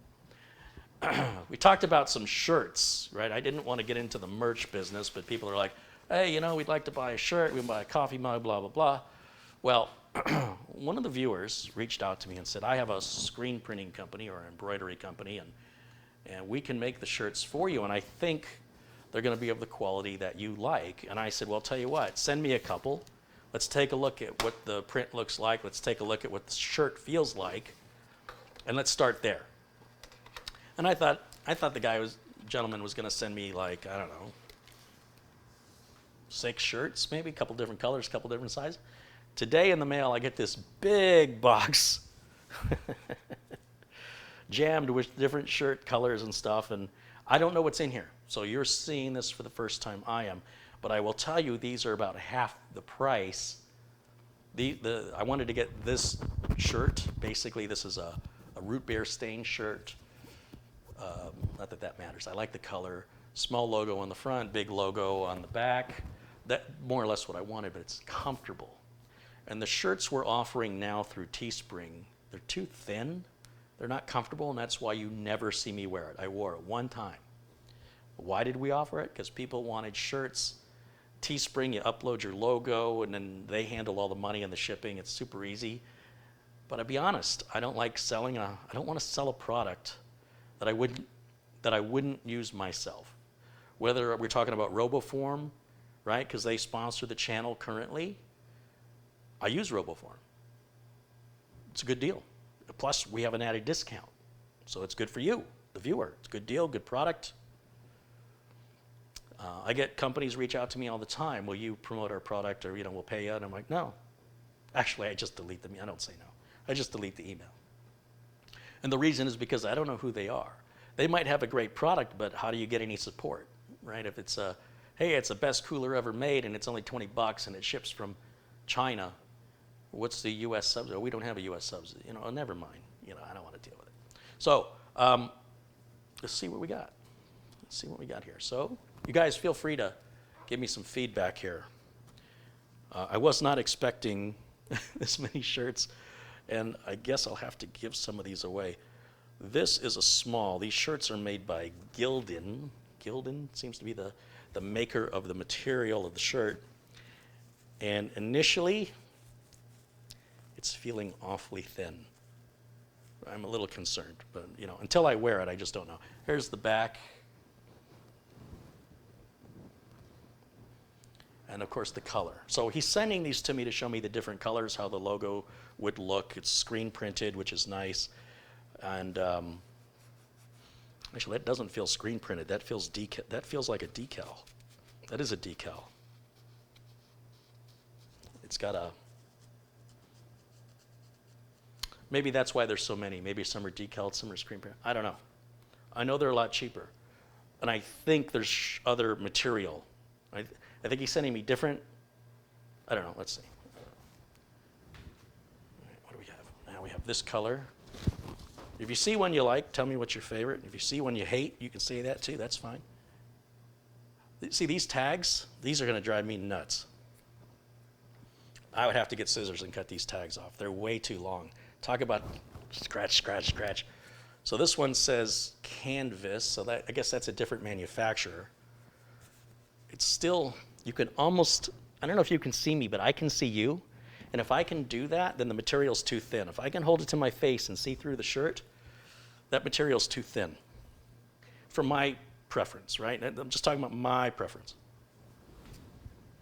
Right. Ooh, got hot pink. How did he know that's my color? What do we got? This one is Gildan heavy cotton. Yeah, this is, and again, it still feels like a decal back there.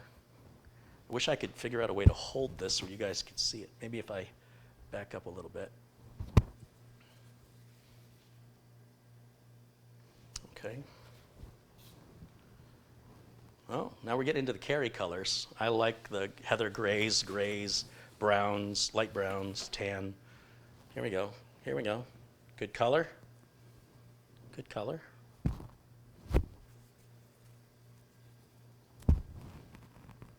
Logo doesn't really pop because it's black. We could modify that somehow. Still feels like a decal. That does not feel screen printed. Again, this is a shirt. It says canvas. Hold on. There's an episode where Larry David, in Curb Your Enthusiasm, he says, my coffee's not hot. Because we talking about that coffee's hot. He goes, if my coffee was hot, could I do this? And he puts his nose in the coffee. He goes, look, didn't burn me. It's not hot. And I'm looking through a shirt to see if I can see through it. And, seems like a weird thing to do. We all have our, well, not you. You don't have anything. But the rest of us, we have these idiosyncrasies. And the ways that we tell quality are things that kind of get under our skin. And this material, just the weight of the shirt, it's much lighter than these have a little weight to them. So I'm hoping when we go through the box, we'll find something. Okay, here we've got a lighter gray. I kind of like the lighter gray a little better. And it's very big. Yeah, he sent me multiple sizes. We've got some larges, some extra larges, smalls, mediums. Holy smokes, that's a medium? Why is it so wide? Am I that big? I might be. I might be that big. Okay, this doesn't have that long, skinny tag. The shirt feels heavier. Stick my nose in the coffee. I can see through every one of these shirts. I'm afraid I'm going to come out here and you're just going to see nipples because the shirt's so thin and I'm sweating because it's 116 degrees in August in Phoenix. And I don't think that's a good look for me. That's why you're not seeing me wear white.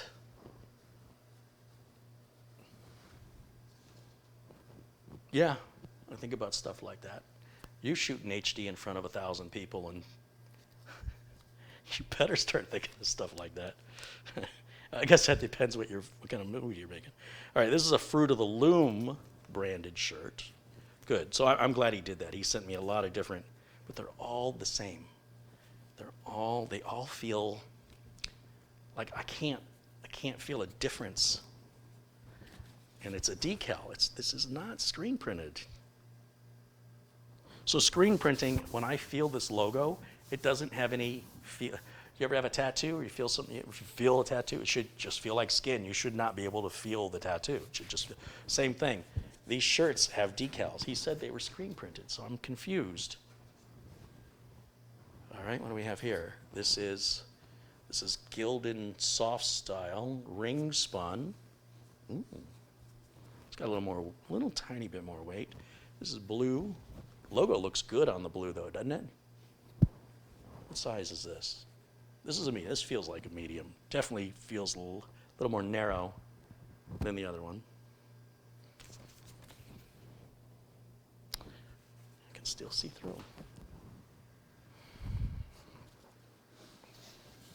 Oh, we got some green, and these are big. These are big, big, big. Let's take a look. I can't believe he sent me this many samples. I mean, I'm grateful, but I wasn't expecting. So again, Gildan heavy cotton, it says. This is a large. I'll tell you what, they're definitely American sizes, because that's a big shirt. Look, actually, I'm not much of a fan of green, but it looks good. So, it looks good. But I'm still having this material problem. I wish we could get something heavier. This is a nice color.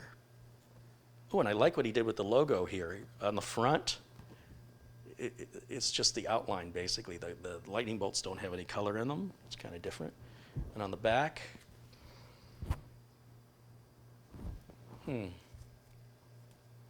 this is next level.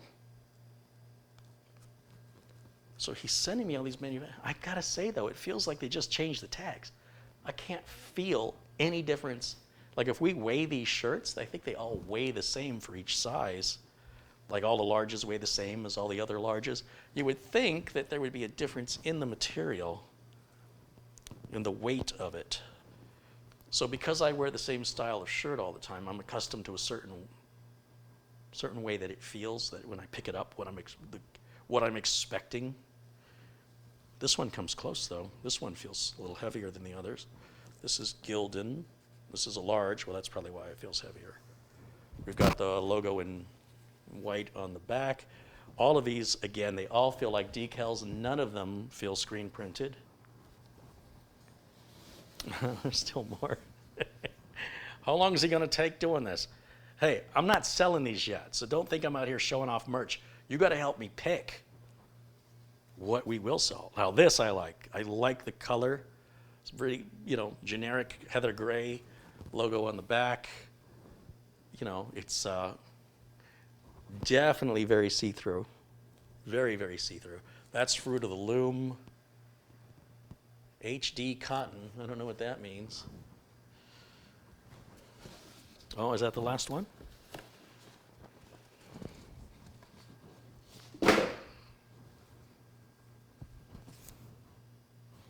Okay, so I'll have to talk to him about this. I thought for sure he told me these were screen printed, but that's not screen printing, not that I've ever seen. This is like, it feels like an iron-on from the 80s. We'd have to see how they withstand. The problem with iron-on is when you wash them and dry them about 4 or 5 times, the decal starts coming off, pieces of it, or it cracks. So when you have it embedded or screen printed into the material, it just fades. It won't crack, it won't peel off. This looks like it'll peel off, but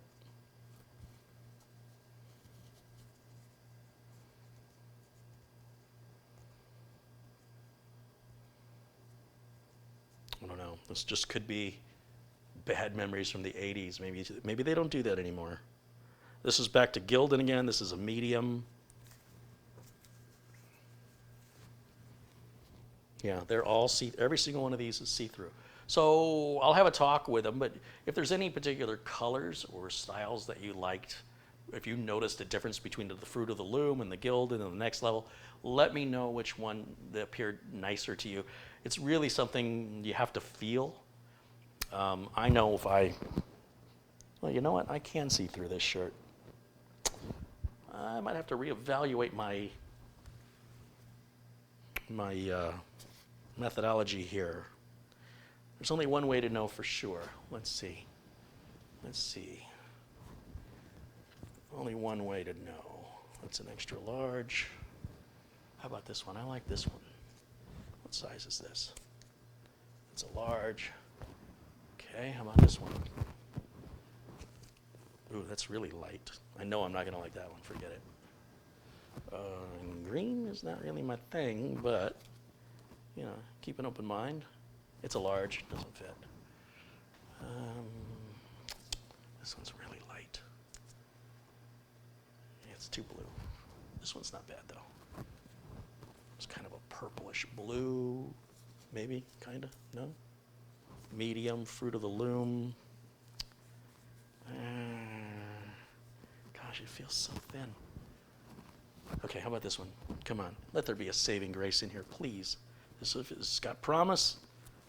This is the Gildan, this is the medium, it's the gray. Hold on a second.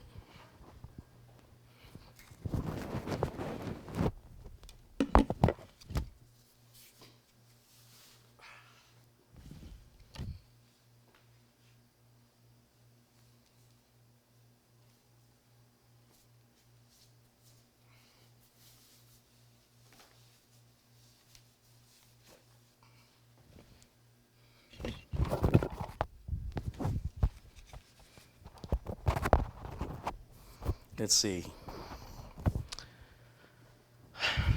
Tech. One of my issues right now are these sleeves. These sleeves, you can see from my farmer's tan, my sleeves are usually a bit longer on a medium-sized shirt. So these are, it's a little tight. It's a little,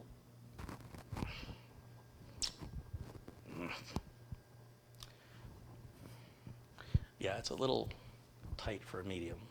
What else? Is there a different one I can try? Then we're back to a thin one again. You know, look, I'm not too proud. What's a small? What is this? This is the canvas. That's a small. So I did tell him I wore a medium. I don't know. It's like he sent 3 smalls. These are all smalls. I can't wear those. That's a medium.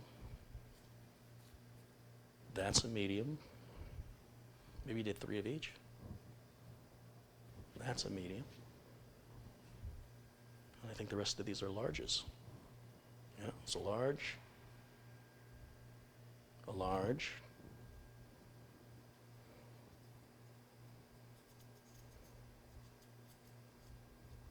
a large, an extra large, and a medium. No. Extra large. Who said I need glasses? What are you talking about?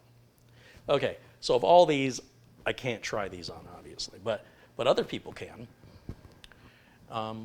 These are my only options today. This one is super, super thin. I know I'm not going to like that. This one, I don't know. I'll have to try that. Don't care for that color. I like this color, but it feels really thin. So when I'm looking at the shirts I'm wearing, just to give you an idea, I want to see what the tag on these shirts say. They may not expose who the actual manufacturer of the shirt is. First of all, you'll see it's just got a standard 1-inch tag. It's like 1 inch by 1 inch. So there's no feeling it back there. And these are made by Crazy Shirts, and it says, I don't know, does it say what the material is?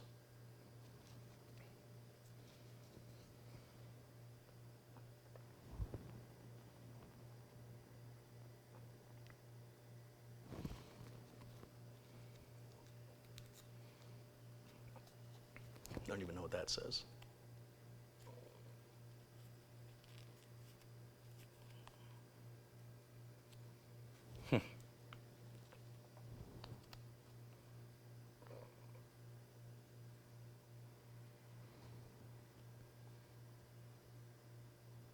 I don't know.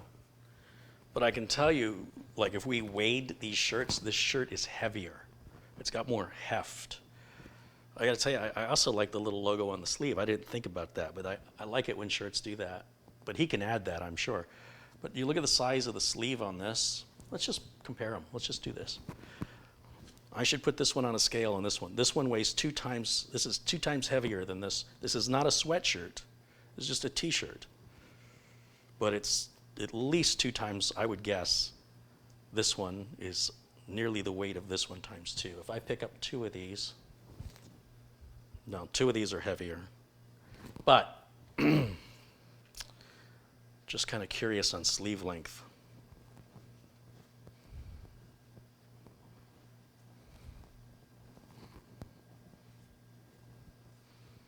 Let's see.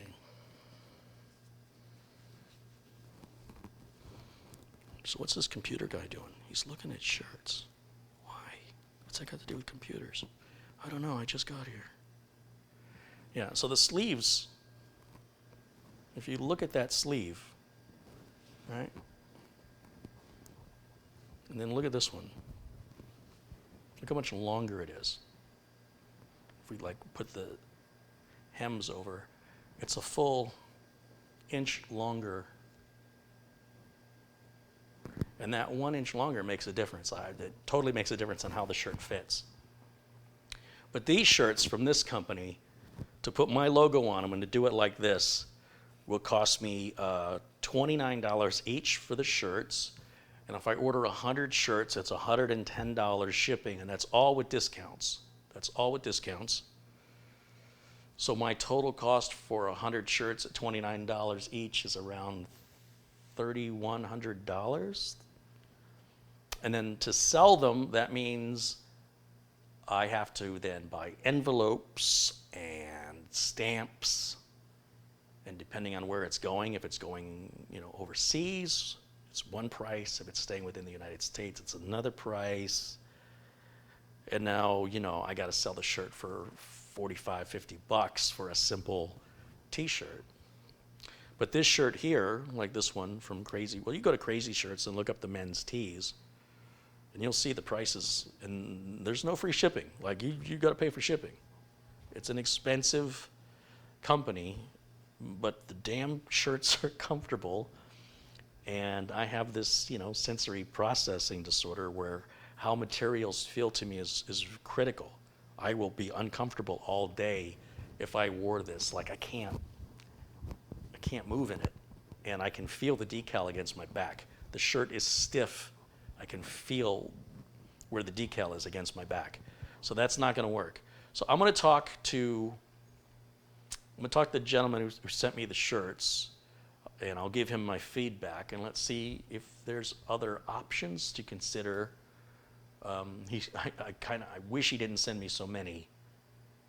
However, they won't go to waste. We'll do some giveaways. We'll do something.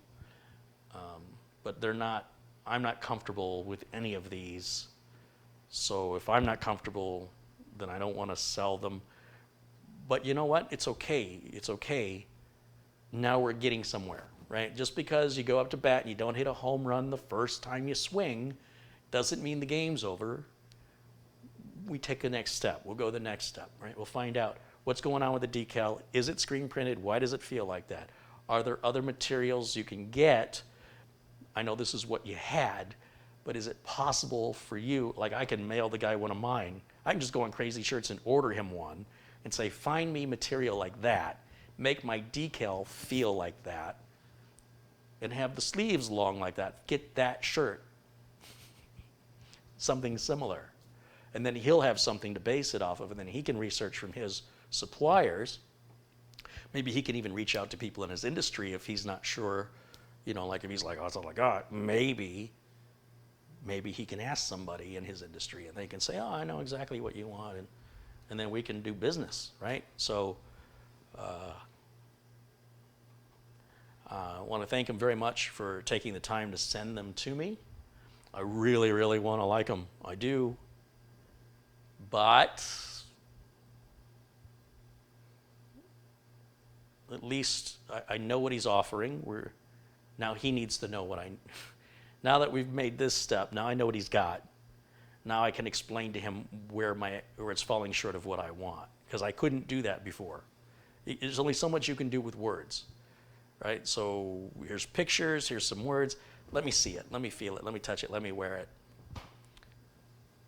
All right, we got a couple of contributions that have come in, and I want to go through all of them now because I can't remember where I left off. So we'll start from the first contribution from Leon Goosens with €2, Colin Hunt with £5, Taylor with £4.99, Alan Broadburn with $10, John Peck with £2, £2,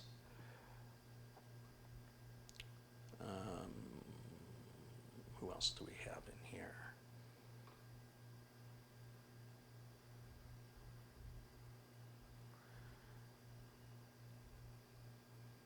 Alan B. Typical Nerd contributed $4.99.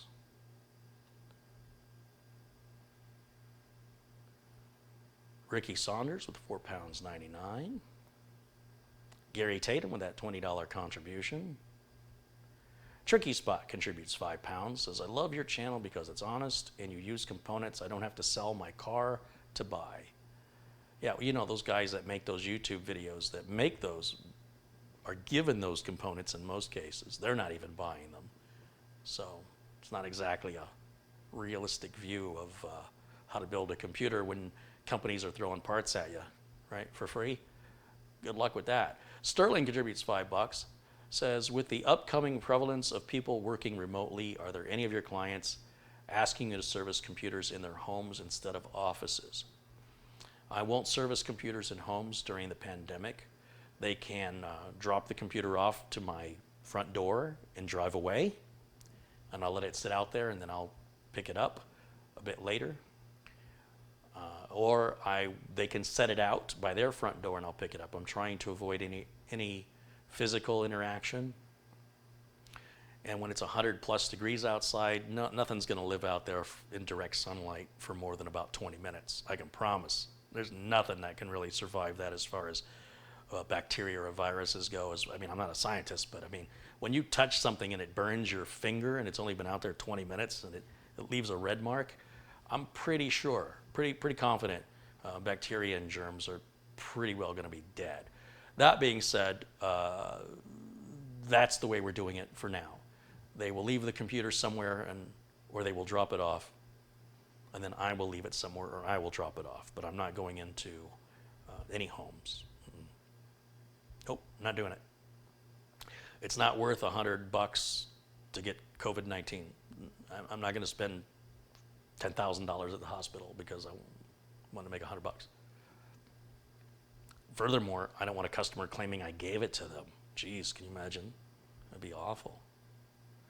Thank you for the question, Sterling. Paul, 1980s, contributes $20. He says, thank you for doing an honest evaluation of AMD. I think what you learned going through the headaches will save inexperienced home builders a lot of frustration. I hope so too. It's their money and it's their time, and if they choose to believe somebody else's experience, which was positive, obviously not everybody's having negative experiences or they wouldn't be getting the sales they're getting, they being AMD. So if I just know for a fact if you build the Intel system, it's just going to work. You're not going to have to go into the BIOS. You're not going to have to do anything. On the AMD system, it's not a guarantee you will, but you might have to. So, you know, at the very least, I know that much. Joe Dunderdale has contributed $5 Canadian. He says, I fully understand your situation. My 3700X and ASUS has lost its BIOS settings a couple of times. It seems I just pull a USB from a system and it locks up. Zerloth has contributed $2. Says, have you tried turning it off and on? Many, many times. Glenn's Music with $5 Australian. Wrong mouse, Carrie. Please send me a donation. I know 2.5% more than you. Have a lovely day. So that means you know a total of 2.7%? Nothing I would brag about. Thanks, Glenn. Zarian Art Drawing Tutorials and Speed Paints contributes $2. Says, Carrie, my birthday is on the 29th. Here's $2. Well, you got it nearly 2 weeks. Remind me, and I'll shout a happy birthday out to you then. Paul O'Brien has contributed €5. He says, high smoke. Could have used that as anesthetic in the hospital last week. What am I missing? I don't get it. Thank you, Paul. I'm sorry I don't get it.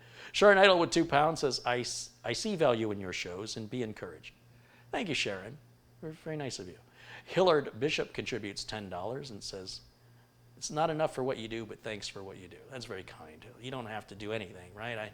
I just don't like being disparaged.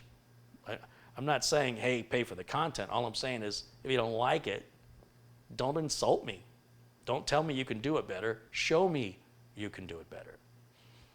That's all. If you're not willing to show me, then I don't value, you know what I mean? But when people do put their money where their mouth is, it certainly means a lot to me.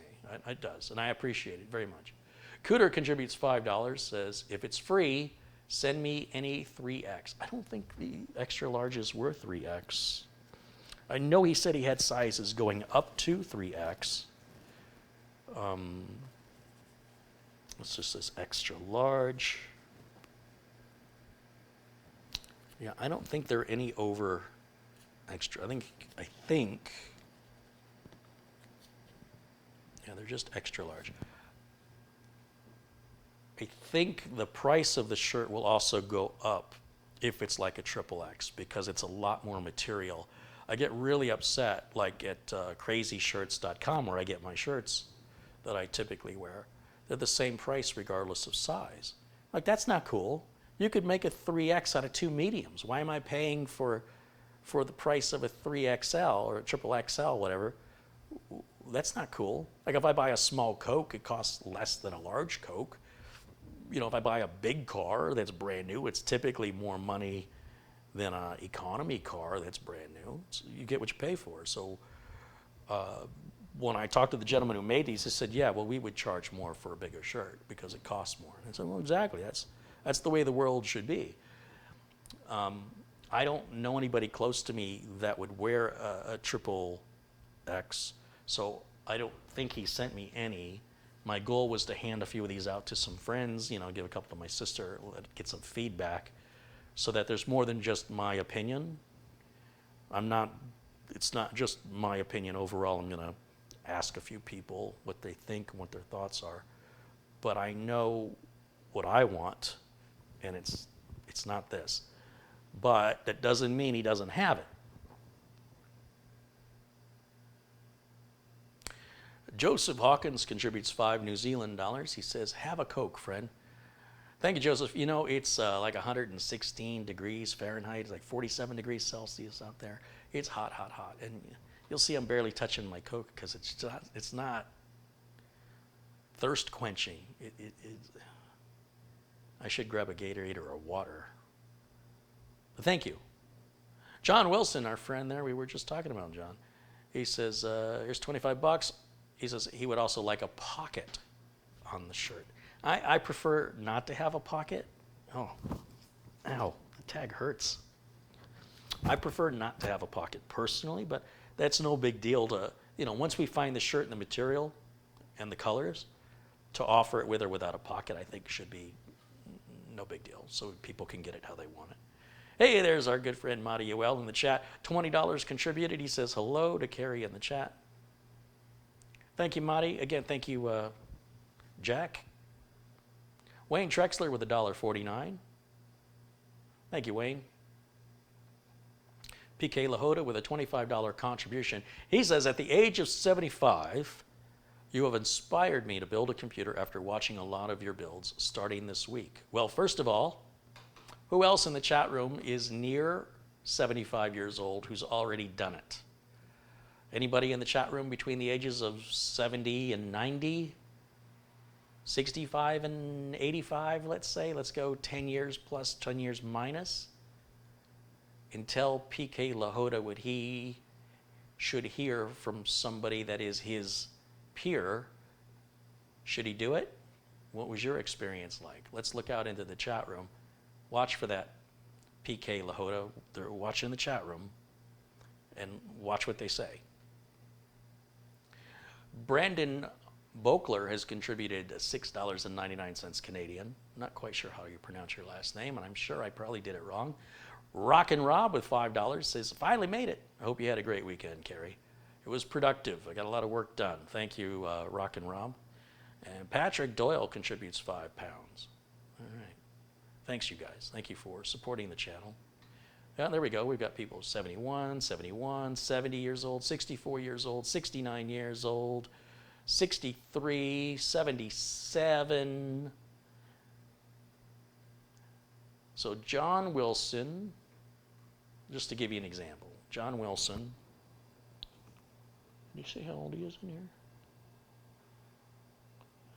He says, I built 6 computers now at 75 years old. And he will be turning 76 years old on the 6th of September. Right on, Jack. You rock. Stephen Bernstein, 77 years old. Wayne Trexler, 63. And Wayne said he not only built a computer, but he also lost 100 pounds. Hey, there you go. Essential working too hard makes a common mistake in the spelling of my last name by putting that T. There's no T in my name, but thank you. Contributes $10. He goes, all you offer in your shows and my favorite magazine, Maximum PC. I'm getting well educated. I noticed you mentioned in this issue of Maximum PC about blowing fans while cleaning. So I talked to Zach Story about that article. And Zach said that that article was written by a new contributing editor and that they won't make that mistake again. Oh, you're saying I'm mentioned? Hold on, wait, stop. Everything's got to stop. My name's in there? What page? Hold on, this is my favorite subject. We're talking about me. Where am I mentioned? I got to grab the magazine. Hold on. Hang on.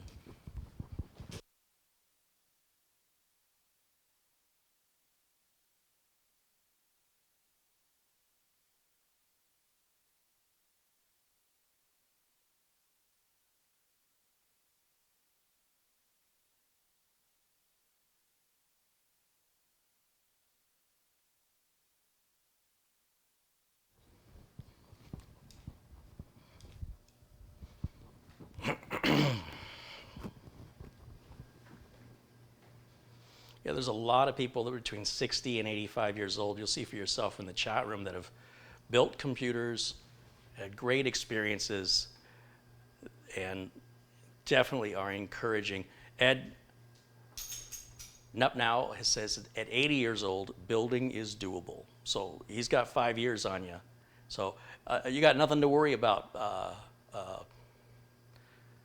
PK Lahota. It's going to be a great time.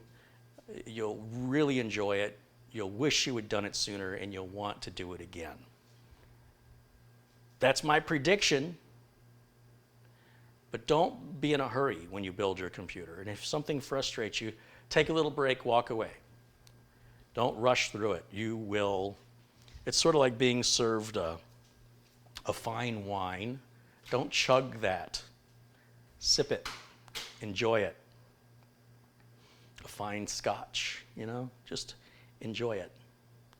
And you'll get it. And you'll be like, wow, that was a really good time. I want to do that again. Don Baroda says, how about those rockabilly shirts? Well, the button downs, you know what? That's an interesting idea.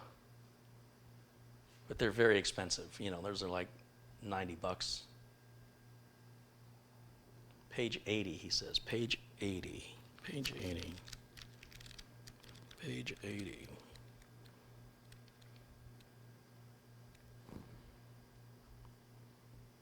Ah, there it is.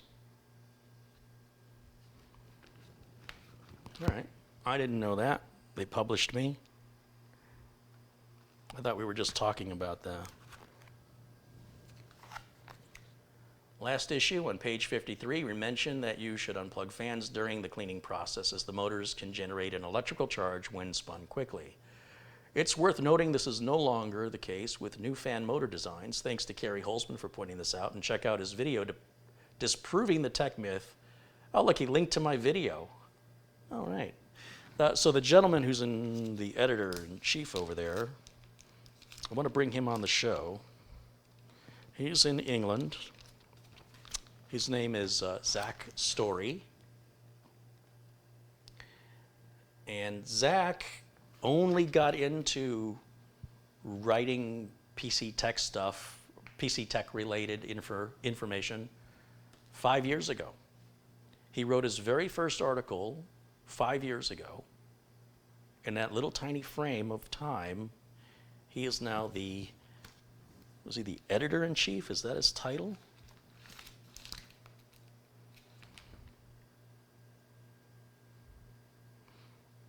They say he's Maximum PC's editor and longtime staff member. But he's very humble and very open, and he's like, I don't know if I'm worthy of interviewing on your channel. I've only been doing this 5 years. Are you kidding me? That's incredible. It's very inspirational. To go from writing your first article to being in charge of the entire imprint magazine, of which these days, as far as computer magazines go, I think it's the only one left.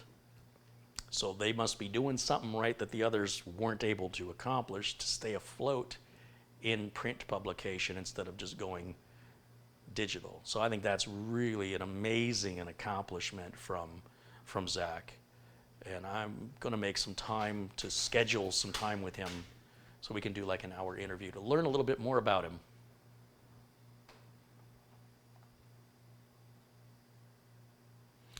So Essential Working Too Hard, thank you for the $10 contribution. Thank you for letting me know about that little blurb in Max. I didn't know that was in there. I got to spend more time in the bathroom. It's too much information. Squad Morale Restored contributes £5 and says, I'm loving the varied content as always. I'm in the UK and I need to get up for work. So good night, everyone. Well, thanks for joining us. Squad Morale Restored. I've just turned you blue in there. Quail Stevens with $4.99. Also now blue, says, thank you, Carrie. Per your recommending the Evo 970 that I purchased, and the community helped me to configure. Greatly appreciate your channel. Hey, this channel's nothing without that community. The community is amazing here. Thank you for supporting the channel, Quail and Squad and Essential Working, Patrick Doyle and Rock and Rob and Brandon and PK Lahota, Wayne Trexler, Monty, Yoel, and Jack Wilson, Joseph Hawkins, Cooter, Hillard Bishop, Sharon Idle, and Paul O'Brien, Zarian Art, and Glenn's Music, Zerloff, and John Dunderdale, Paul 1980s, Sterling, Tricky Spot, Gary Tatum, Ricky Saunders, Typical Nerd, Alan B., John Peck, Alan Bradburn, Taylor, Colin Hunt, and Leon Goosens. You guys make all of this happen. So thank you for your generosity. Thank you for your kindness. And to everybody in the chat room, thank you for your kindness, for being kind to each other, and for, being an amazing part, or being a part of this amazing community, because, it's the people that make this what it is. And without the people, this is a very different platform. We can go back to polished and edited videos like TV, where you have no interaction with your audience and you just spit this stuff out. Here, getting live interaction with folks and people being kind to one another, having their own conversations with each other, like your old friends or your new friends, but your only friends here. You would have never found yourself bumping into each other, because we're worldwide here, and that's just pretty incredible that the technology enables us to connect in this way when so many people use it for destruction. So many people use it for their own personal selfish entertainment. This is really cool what we got going on. There's Frankie B, another $50 contribution. Frankie's been contributing. When I see him in the chat from video to video, it's $50. And there he is again with $50. He says, here's a little something for the channel. Enjoy. So Frankie, thank you once again for your continued generosity and support. Right on. John Doe says, forgive me for not donating. I don't do online transactions. It's not a requirement. So John, it's not a requirement. Look, if somebody does it, it's a nice thing. Look, saying thank you isn't required either. It's just nice when people do it. Holding a door open for somebody behind you is a nice thing to do. But if your arms are full or you can't do it, you can't do it. It doesn't mean it. It's just it's a nice thing that's not required. And for the people who do it, it means a lot to me, because as you can tell, with 1,200 and some odd people watching live, the number of people that contribute is fewer than half of 1%. I'm not complaining. I'm just saying that's the reality of it. So it makes it special, that much more special, that it's so rare. I mean, if everybody did it, I guess I'd kind of expect it. That's not a good thing. Hey, where's my $2? Did you pay your $2? Get out of here, you. I want my $2. No, it's just a nice gesture, and it's not expected. Always appreciated, but never expected. Aaron Werner with $3.99 says, "Great job, Carrie. I'm watching from Jacksonville, Florida." So we've been live a little over 2 hours. I don't know if you can hear the fan ramping up and down on Thready behind me. Typically on the streaming computer that I normally use, I have a RTX graphics card, a 1070, and then I use the RTX voice software to work as a background filter. It takes out all the noise. Well, this is a Sapphire Vega 64, whatever. It doesn't have that, so you're getting the raw audio without the filter, because I'm pretty sure the RTX voice would take that noise out, and I don't know if you guys can hear it or not. When it's idling, when it's, calm, it's very acceptable. But then sometimes, for some reason, it ramps up. It's doing something, clearly. I just don't know what it's doing. And I don't know if you guys are picking up on that. Now, if this was sitting on the floor and it had the covers on it, it's not that bad, but I would rather it be dead silent. And I know if I built, like I said, 8700, 9700, 8700K, 9700K, 10850, 10700, 10900, 10900K, 10700K, any of those chips I just named with the Scythe Mugen 5, the Noctua cooler, or even the Pure Rock 2, or the, in some cases, even maybe the Hyper 212, the system would run completely silent. That's not an option on Threadripper, unfortunately. And there goes my mouse. I knew I was running out of desk space here, so let's move these out of the way. Better the mouse than the entire computer. Just looking on the bright side. All right. Bryant Burns contributes $2. He gave me my $2. Thank you, Bryant. Body UL at $10. He says, "I want my MTV." I think you missed that one, Marty. I think that's come and gone.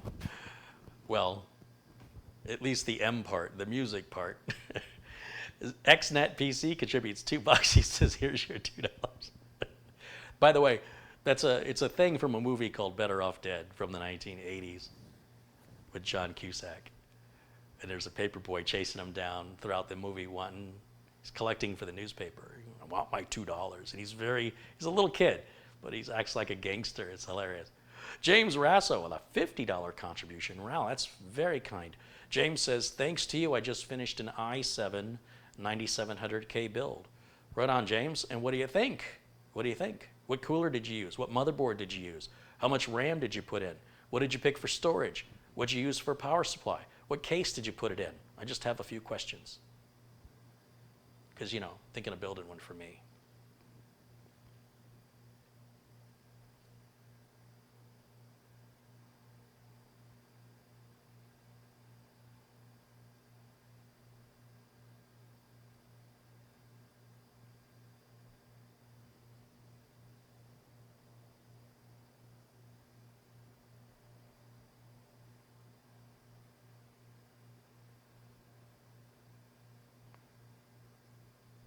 You guys aren't hearing the fan? Okay. What if I do this? You can hear it now? My Rufus contributed $2. Here's your $2. Jamie M., here's your £2 entrance fee. Come look at the bearded lady, just £2. Suddenly I'm a circus act. Come look at the freak boy. What do you mean I'm not a boy? No? James Morris with a $10 contribution says, "Thanks, Gary. Have a great week to you and this fantastic group." Well, we're off to a head start. We're off to a running start, I should say. Tomorrow, I hope to get computer build for Mohammed, which I'd already done. Really, it just needs to be, it's like 95% done. So now I need to clean the dust off of it because it's been sitting. I've been so busy. I do believe that's a 9700K on an H370 HD3 motherboard with that G-Skill Ripjaws 5 RAM. I don't remember what I put for storage, and I don't remember what Mohammed needed. So I have to go back at the, always write a list with a pen and paper for each customer because I start to get, they all blur together as one, you know. But it's all built, it's all tested. It's probably missing a ton of updates. Get that all updated. Windows updates, drivers updates, and then that's the last customer. No, there's one more. His name's Roy. And we'll get Roy to order some parts tomorrow, so maybe get to that build in about a week or so. I'm trying to get everything buttoned up so I can get out of here next month and take a little vacation. And I don't want any of this here. I want it all gone. In order for me to do that, I need to stop taking on new work. So I just took out one more after this one. And then that's it. I'm like a drug addict. Just that one last one and no. Christoph Esch has contributed 1.68 euros. I think that equals $2. Thank you, Christoph. Paul1961 contributes 10 Canadian dollars. He says, here's a Coke for you. Well, that's a big $10 Coke. That's a big Coke. Thank you, Paul and Christoph and James and Jamie and Maroof, James Razzo and XNet PC, and of course Marty and Bryant Burns, Aaron Warner. Thank you guys so much for supporting the show, supporting this channel. And it's not really a show. Because if you know me in person, you'll be like, oh, you're just like you are on camera. At least I hope. I'm not putting on, you know, Sunday, Sunday, Sunday. Who talks like that? Yeah, there he is. Christoph says $2 US is 1.68 euros. Or one, I don't know how you say the cents. Right? Because like the pounds will say 1 pound 50. Is it €1.68? I don't know how you say it. Thank you, nonetheless. I kind of got it. I assumed that's what you were going for.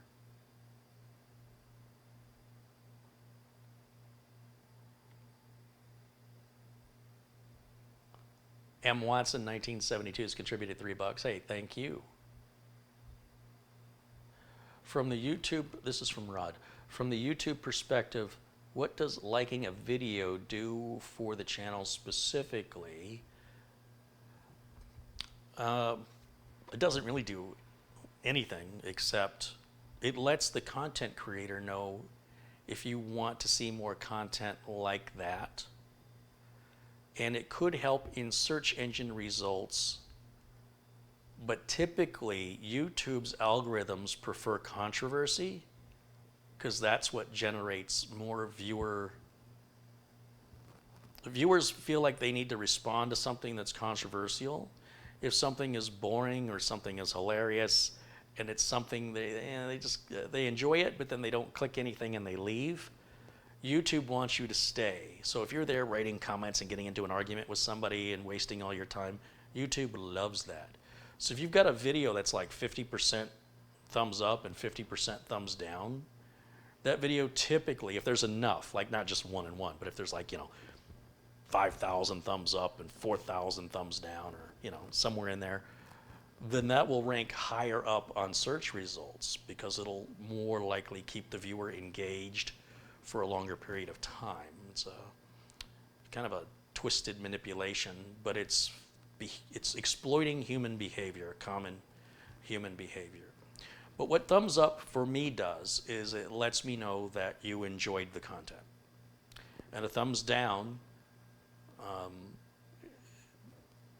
in a way it helps because it counters. If everything was all thumbs up, it would be suspicious. Like, how can anybody have 0 thumbs down? There's something going on there. Some content creators turn that option off. You can just say, don't offer thumbs up or thumbs down. Or is it that they won't show the results? You can thumbs up or thumbs down, but the end users will never see what the total numbers are. Now, why somebody would do that is typically if there's a campaign against them, then you would shut it off to discourage that harassment. Because, you know, when people on the internet oftentimes feel like social justice is due, they've decided, you know, they're judge, jury, and executioner. They only have power like a gang. They know in and of themselves they're weak. They can't individually do anything by themselves. They need to have a gang. So they'll go to their forums and they'll go to their online virtual friends and say, hey, let's all thumbs down this jerk's video. And they're like, okay, something to do. And so sometimes there's these hate campaigns that are waged. He doesn't like AMD, get him! It's very Mexican cartel, you know, American mafia. You know, we're not strong alone. We're only strong together. And so let's all go after this, you know, let's take 500 of us against this one entity, which is sad. You know, it takes that many of you for one. What is that? You're one 500th of. Anyway, so the point is that sometimes there are hate campaigns. There's never like campaigns, by the way. Nobody says, hey, let's all jump to this channel and give this guy a bunch of likes. That doesn't happen. That's something Mr. Beast ought to do. We're going to give this person 500,000 likes. I'd love to see that. But at the end of the day, it won't make any difference. I don't get paid anymore, except that when somebody clicks thumbs up or thumbs down, they have to bring the video up. And when you bring the video up, even if for just a moment, the content creator makes money. Content creator isn't paid on how many views they get. And they're not paid based on how many subscribers they have. They're paid based on how many minutes of watch time they have accrued on YouTube. So if you have a video, like the video here is run, let's say 2 hours and 15 minutes long, and let's say out of 1,000, there's 1,168 people watching now. Let's say 1,000 of those people have been watching the entire time. So that's how many minutes of watch time? That's 1,000 times 2 hours is 120 minutes plus 17. It's 137 minutes times 1,000. So that's easy math, right?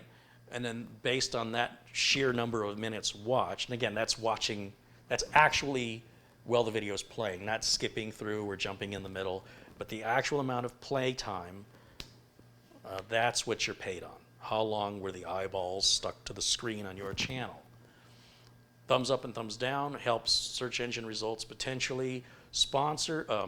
Subscribers, having a large number of subscribers only benefits a content creator to establish value to a sponsor. That's all that does. You know, I've got 317,000 subscribers, so that means in theory 317,000 people know I went live if they had notifications turned on, and yet we typically see between 600 and 1,600 people in a live session. That means the vast majority, and I'm not sure what the percentage of, there's 1,167 people watching live right now, for example, out of a total of 317,000 subscribers. And those 1,100 plus people watching are not all subscribers. In fact, I would guess 80% of them are probably not subscribers and maybe never will be. Some will, some won't. So it's not that your subscribers make you any money, because unless they are actively watching your videos, and many of them may be after the fact, they just may not be joining us live. But the fact of the matter is, think about that. Think about having 317,000 subscribers. You go live, you'd think you'd have at least 20, 30,000 people, right? You'd have at least 10%. No. And that's why it doesn't carry any value, right? If you can have 1 million subscribers. If they're not active, what good is it? The only good it is when you say to a sponsor, hey, I got 1 million subscribers. Or you tell somebody, I have a YouTube channel with 1 million subscribers. They go, oh, that's very impressive. Yeah, well, 0.1% of them actually watch my channel. But nobody asked that question. See, I'm going to tell you, I'm just honest with you about the whole thing. It's not what you're famous. Yeah. Yeah, it's tough being famous when nobody knows who you are. I'm not interested in fame. I'm interested in helping people. I'm interested in educating people, but not people who don't want help and people who don't want to be educated. I don't want to help those people. I'm not forcing myself on them. If they want to come here, they're welcome. If they want to be nasty, I'll kick them out. And if they tune in, they don't like what they see, and they leave, that's fine too. It's all good. It's all good. I didn't make my videos for anybody in particular, other than for people who see value in them or entertainment value, any kind of value. If people don't see value in them, you don't have to chew me out. I wasn't making it for you. You can leave. We were here before you got here, and we'll be here after you've gone. But if you'd like to be a part of the community and you'd like to be supportive and you enjoy it, we'd love for you to stick around. Whether or not you subscribe, again, doesn't change anything. Jindego contributed £4.99. He says, have you changed your opinion on only using stock coolers in customer builds? If so, what changed your opinion? I don't think I've ever had an opinion of using stock coolers, rather, in customer builds. I'm not sure where you got that from. I'm a little confused by the question. I don't like using all-in-one liquid coolers or any liquid coolers for any customer builds. If I can avoid it, it's just more work and it's a part you're going to have to change. Customer's going to have a problem in 4 to 6 years, guaranteed. Pretty much guaranteed. If you want it one and done, button it up, be done with it. Just put a tower air cooler on there. It's quieter, they're pretty inexpensive. Most of the computers I build are the i7 or i9 series Intel chips that do not come with coolers, so there's no stock cooler to use. That's why I'm confused. I don't very often build with a processor that comes with a cooler, but anytime it's an i7, I will always change the cooler because the fan gets too loud. For my customers, there were some earlier i7s where the stock cooler's fine. But a modern, well no, I'll take it back. Probably the 10700 that comes with a cooler, that's a good cooler, I think. If you have to understand that customers are concerned about price. I've never run a customer, well, I won't say never. It's pretty rare you run into a customer that says, that doesn't matter what it costs, just do it. Usually they're like, how cheap can I get it?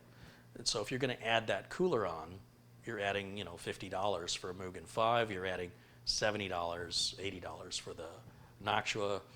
So, customer says, well, why are you more money than that? Well, you got this nice cooler. For business clients that are, using Word, Excel, Outlook, PowerPoint, QuickBooks, Quicken, online databases,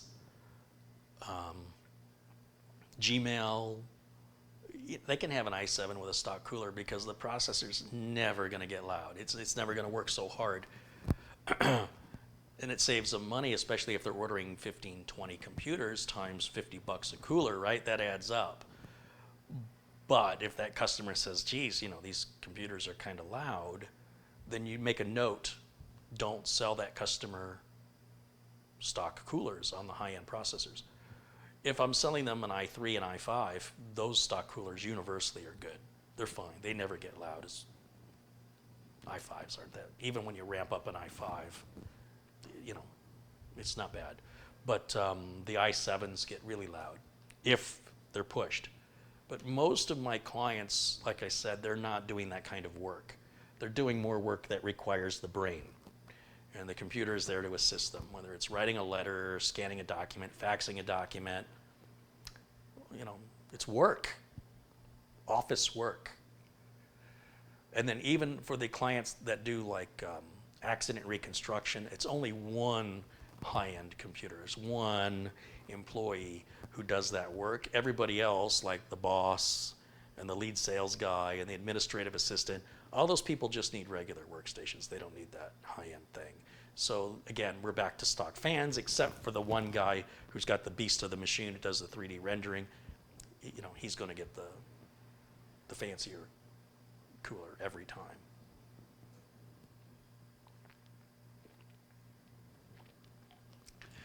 Terrell Cochran has contributed $5. He says, to start your Better Made fund. Yeah, you know, I'm still sitting on a few bags of Better Made potato chips. I think I've got a couple bags left of the hot barbecue, and then I've got about 2 bags left of the Walker's Smoky Bacon Crisps. So I'm not out yet. Everything's good, but thank you. Frankie B has contributed $2. Says, don't chase me. Here's your $2. Where's my $2? Sorry, Johnny, I don't have a dime. I didn't ask for a dime. Thanks, guys. Jinjango says, many years ago, you used to mention that you only use stock coolers due to reliability and customer builds. I suppose nowadays the wattage of the chips makes stock coolers struggle. Yes, well, a couple of things changed. Let me show you. I can show you. You don't have to take my word for it. Let me show you what a stock cooler used to look like, and I'll show you what a stock cooler looks like today. So, for example, I have an i7 965 CPU. It's 12 years old. And let's see, somewhere here, probably have, okay, so depending on the chip, and I'm just going to focus on Intel because, you know, it's a platform that's been around a long time that I can use as my example since there was no AMD chip. I was selling, it just wasn't a deal, you know, 10 years ago. So let's just take a look at coolers. On my Core i7 965, this is the cooler that came with it. And this cooler is, you can see, copper and I guess aluminum. It's got a blue light with a switch. You can turn that light on or off with the switch. And it's got a copper core. It's pretty beefy. It ran pretty quiet. Pretty good stock cooler right here. You'll see it's got Intel's logo. This is the stock cooler. Then they went to this much, much smaller cooler on the i7s, but it still had that copper core. But that fan, you know, because he had such little heatsink area, that fan could get really loud. Now, I can't tell you if this came off of an i7 or not, but the fact that it exists at all, even for an i3 or an i5, it's a little difficult of a pill for me to swallow. You'll see it's just total aluminum. There's nothing else to it. That's all it is. This isn't the best way to transfer heat by far.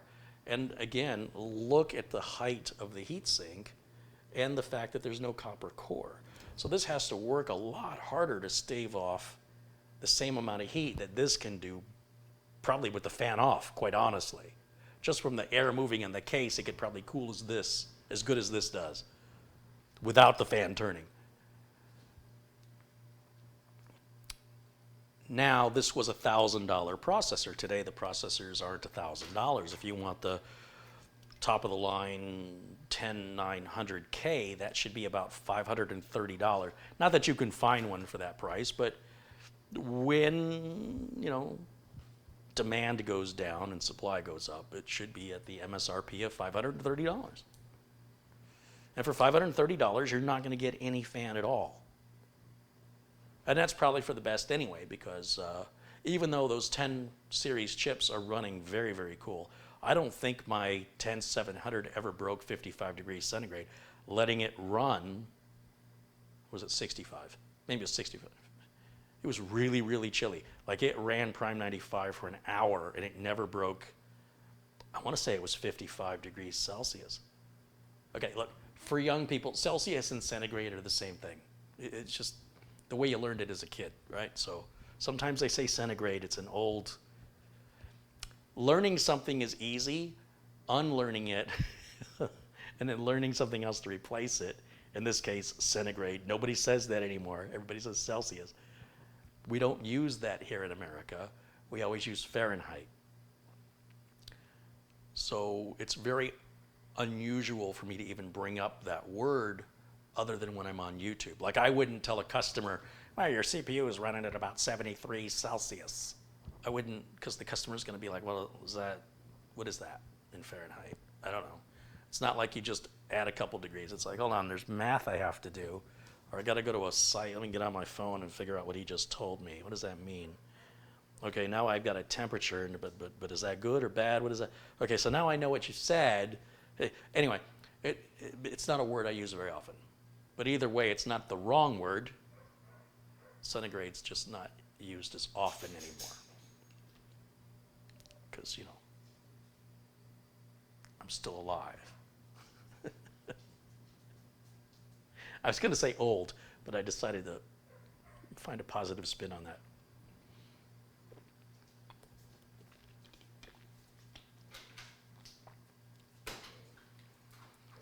What do you suppose the average TBW of a human brain is? How many terabytes can you store? I don't know. But it's the longer you're in the business and the more terminology they come up with, I can tell you this. If you want to know how to fix your car and fix your air conditioning and do your plumbing and on top of that, been working on computers for 30 years, and you've seen these chips come and go, chipset numbers, USB numbers, Wi-Fi numbers. It just piles and piles and piles and piles and piles. And over time, eventually, it's easy to start mixing things up because it's a lot of information. And unless you're in it for the trivia, it doesn't really matter in the practical world about triple channel memory on the I don't even know what it was, a 57 chipset? I don't even remember. See, there's an example. That Core i7-965, see, I have to Google it now. I want to say 57, 67? Core i7-965 triple channel chipset is, come on, what's the chipset?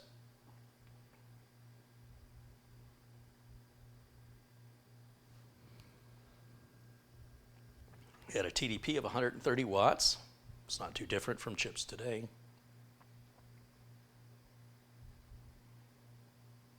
'57, so I got it right? 58 series chipset? That's close. Somebody in the chat's probably already answered. I'm looking through Google results.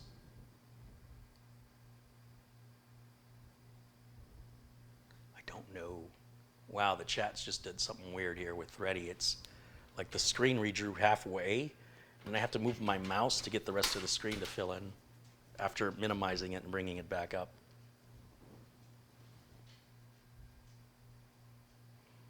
Mike says X58, and George is X58, and I said X57. That was my initial, right? I'm proud of myself. JJ from Asus, he would have rattled it off without any hesitation, but he's still a young guy. Give it another 10 years and see if he can still do it. I hope he can. He blew me away. We were out at lunch one day, we were talking, and he just was like, oh, triple channel, it's the X58 chipset. I'm like, sure, that sounds good, I guess. That's impressive. Your brain produces, Michael Dane says, your brain produces between 25 to 35 watts. Yeah, well, your brain produces like 15. How dare you? My brain actually produces 120 gigawatts. 1.21 gigawatts. It's totally not true. Chevy wants to know, can we use Acronis's clone tool on the source drive, or must we? I don't know, my screen just did that again. Oh, Thready. This has never happened before. Now I moved the mouse and all of the screen text came back again. What is that about?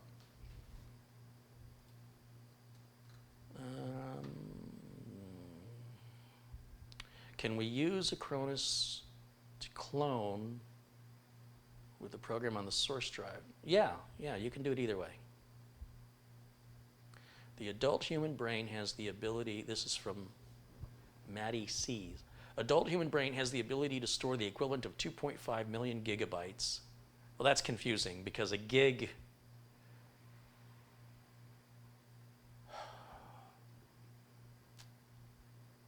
is 1,000 megabytes, and a megabyte is 1,000 bytes. So 10,000 megabytes is 1 gigabyte.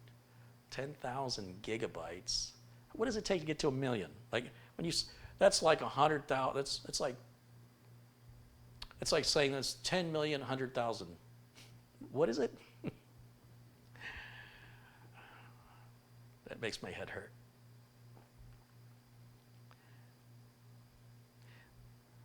Blackwatch contributes 5 Canadian dollars, and here's a tip for the paperboy. What's a paperboy? Thank you. Mads Underbjorg has contributed 50 Danish krona. He says, you are now on my list to watch. Next time I need to upgrade my PC and before. And take my Danish money. Right on, Mads. Thank you for that. I appreciate it.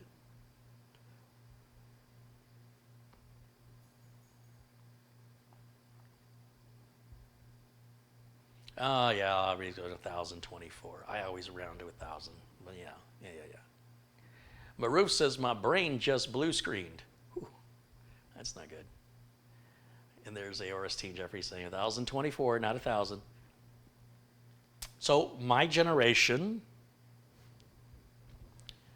it was very common that we interchanged 1024 and 1000 pretty loosely when dealing with technology, particularly in the 80s and 90s when it was pretty well, pretty exclusive and small group of people who did this stuff. It was like the ultra high-end nerds, like the guys that were like with the soldering irons and the glasses and the programmers that would deal with the details like that. But yes, that's true. It's all, on or off. It's a 2-bit system and it's multiplied.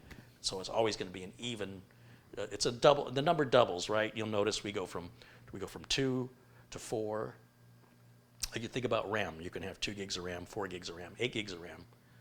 I guess that doesn't work because you could have 12. But anyway, usually everything doubles. So starting with 2, everything's a base of 2. 2, 4, 8, 16, 32, 64, 128, 256, 512, 1024, 2048, 4096, 8192, 16384, I don't remember, 1694, then 32 something, and then 64 something, and then 128 something, and then 250, and it all starts over with the last 3 digits being, whatever that math is. Who cares? So we round it. We just round it. It's there when we're buying a car. When we shop at the store in America, the price might be $1.95. It's $2. It upsets me when people go, oh, it's only $1. I'm like, no, that's $2. It's 5 cents away from being $2. It's $2. And once you're up there, you're buying a car, it's $31,268. You go, it's $32,000, $31,000. You round it one way or the other. That little details like that, where they are technically accurate, don't convey well to the general public. But you are correct. 1024 technically is the right answer. But 1K is quick, it's simple, and people get it. 1,000, 1K, 1,000.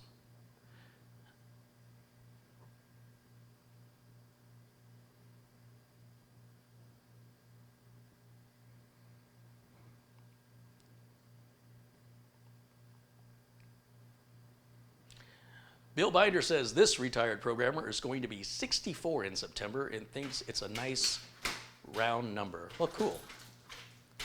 I'm speaking generally, around in the era of the people I grew up around and I worked with, there was a certain way that certain people talked in certain circles.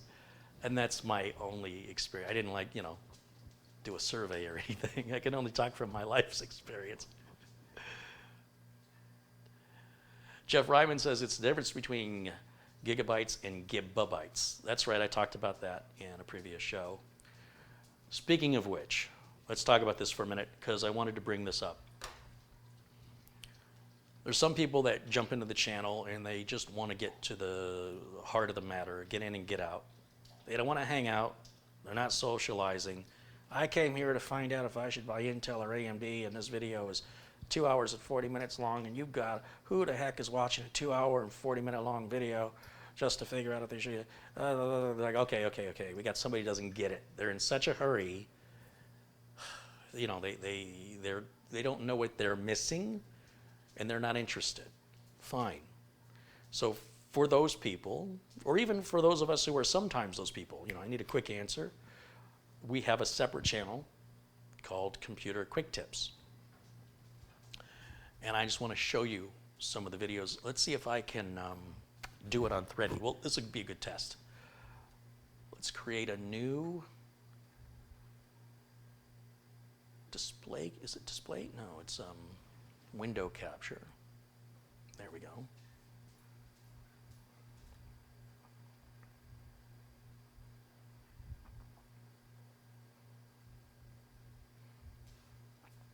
Okay, that's my window, which now won't go away. Hold on, confusing. Let's do this. Let's go to YouTube first. Let me do that. And let's do, ooh, listen to that fan. Video played, it got angry. Let's do, this'll be fine. This'll be fine, this'll work.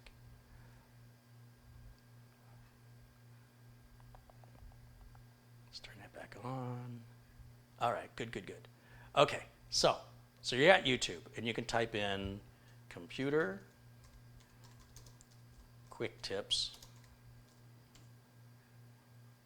Gary Holzman, you see it came up automatically right there. And then right down here, there's this Quick Tips channel. Now there's a link in the video notes below the video. Now this is an old video. This is from August 19th of 2013. And if we go click my logo right here and go to videos, wait a minute, how many views did that have? Oh, 78,000, that's sad. That's just sad. All right, click on videos right here. And here are a bunch of topics I have covered with quick tips.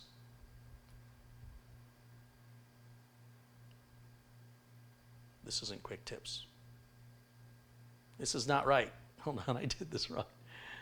Gary Holzman videos. That's not where I want to be. I want to be on quick tips. Let's do another search. So I have another channel. I have to look. Gary Holzman.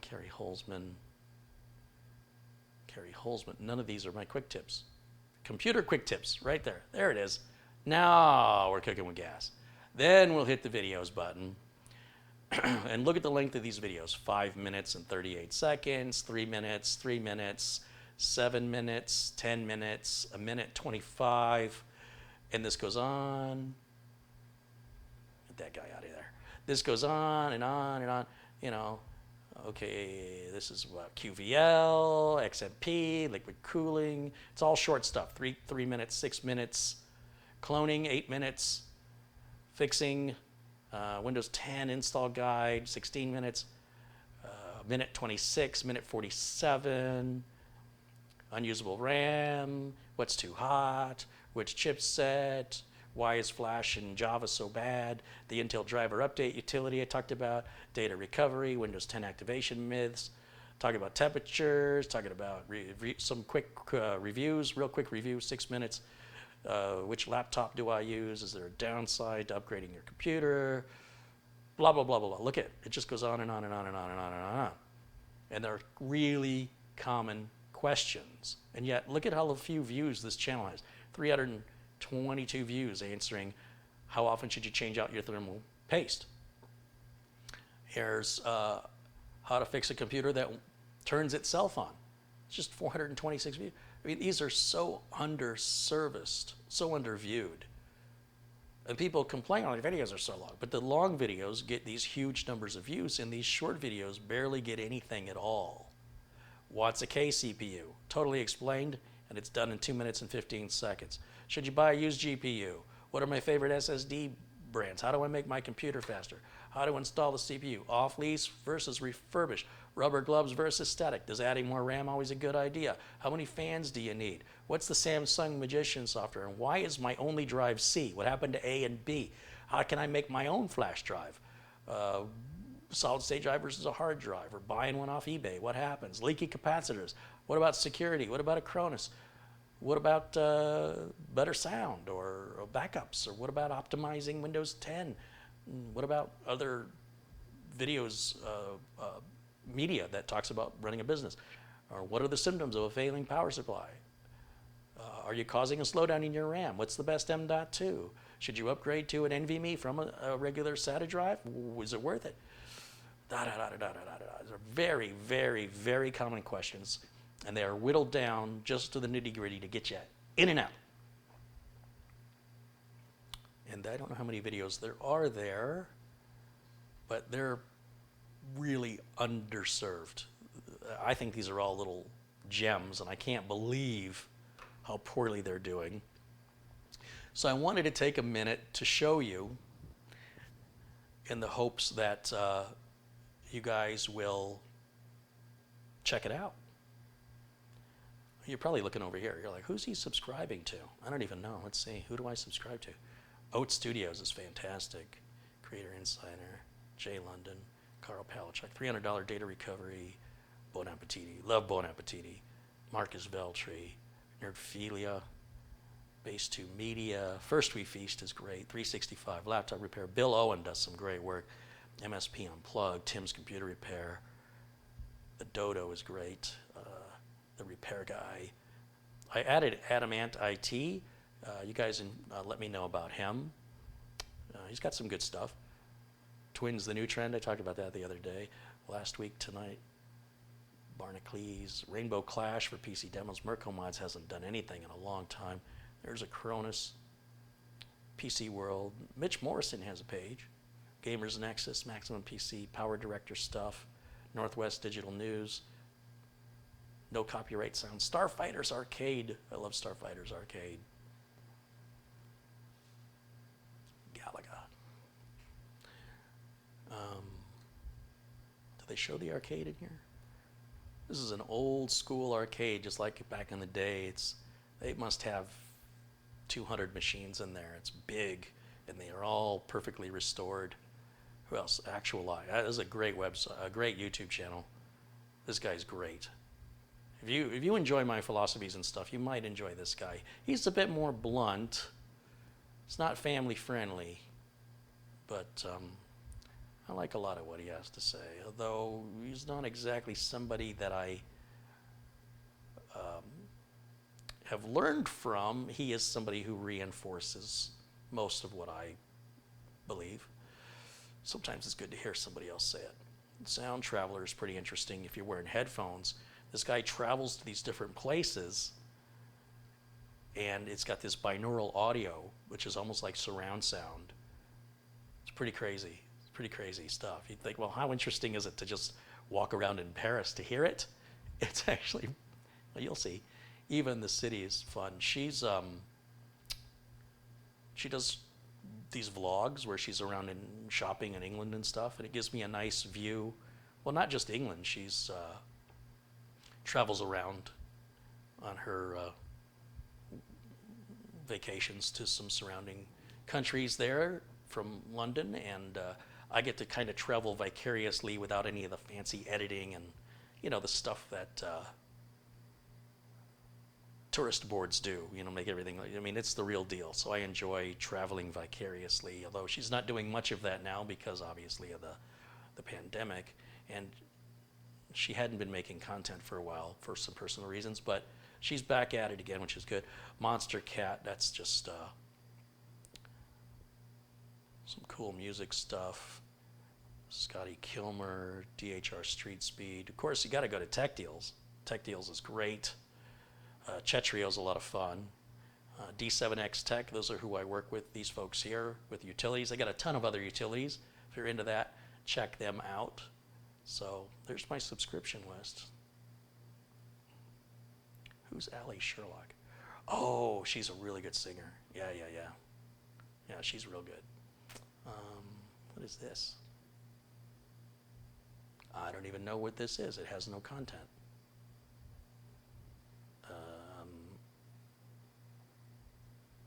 Why is that? Maybe that was a false click or something. Oat Studios is fantastic. This is from Niall Blomkamp, who did those movies Chappie and District 7 or District 9, what was it called? And these are like little clips he makes of movies he wants to make, I guess. But in order to make a movie, you got to get the financing. To get the financing, you have to show the producers a sample of little bits and pieces of what you want to do. Give them an idea of what they're investing in. And the public never sees this stuff. And I don't know how much of this is actual projects he wants to do and how much is just a personal thing he's doing for the fun of it. They're all different stories. Like Adam is a story.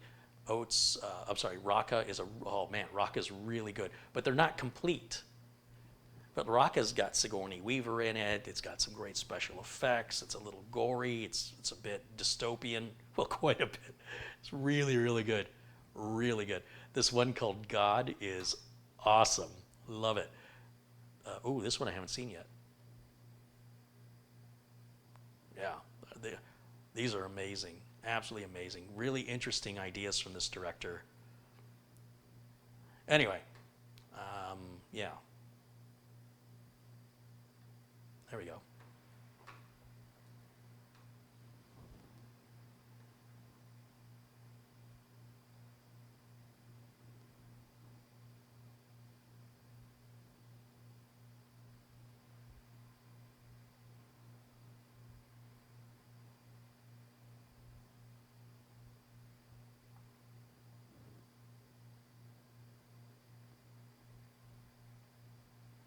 Michael Dane says, my job as a geologist / volcanologist.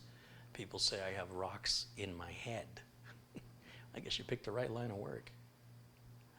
Let's see, Brendan Looney contributes £5. He says 173 videos on your Quick Tips channel. Thank you, Brendan. I knew there was over. I thought there was over 100. Felt like there was over 100. It's very underserved. I really thought that would be more attractive to people because I think most people are in a hurry. Most people don't want to stick around and hang out. And that's fine. I don't mind making the shorter videos, but you can see the amount of time and effort that goes into that, and then what the payoff is. It's just not worth it. But give it time. Just like AMD, I feel like you got to give them a little more time. Let them mature. Let them sort of grow into it. They'll get there. But for me, anyway, for other people, AMD's fine the way they are. For me, they're not there yet, but I'm sure they're going to get there. Just a matter of time. And I think that channel is going to get there too. I just have to be patient. A little frustrated. It's been a couple of years and it's still not doing well. So that's where you get into some search engine optimization, tags, keywords, and you can sort of force it. But I like all my stuff to happen organically. So I thought I'll just tell you about it. You guys can check it out.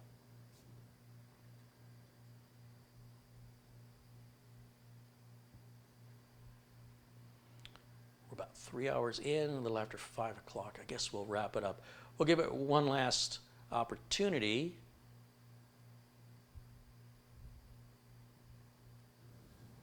For any questions that I can answer for you. And then we'll wrap it up for today.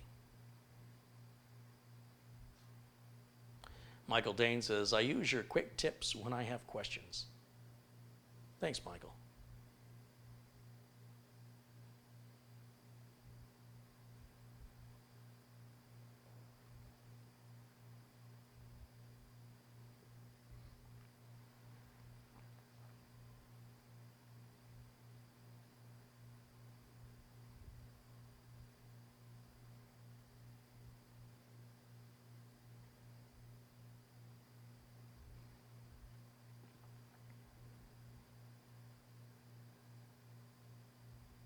Doesn't Gary in the old video look like Steve Perry? Sometimes people say that, but I have to tell you that I usually, when you see me in person, I don't look like Steve Perry. The camera flattens everything out. If we had a more depth in these videos. A lot of people think I'm a big fat guy because I got a chubby face. Then they meet me and they go, "Oh, you're not that big. You know, you're not a big fat guy." Like, thank you. Neither are you? I don't know how to respond. That's right, I'm not. A little bit, you know. But the camera is not flattering at all. So I'm not here to be a model, thank goodness, because, yeah. But no, the one I get most often is that I look like Arturo from Money Heist. So we have some clips for those of you who think that.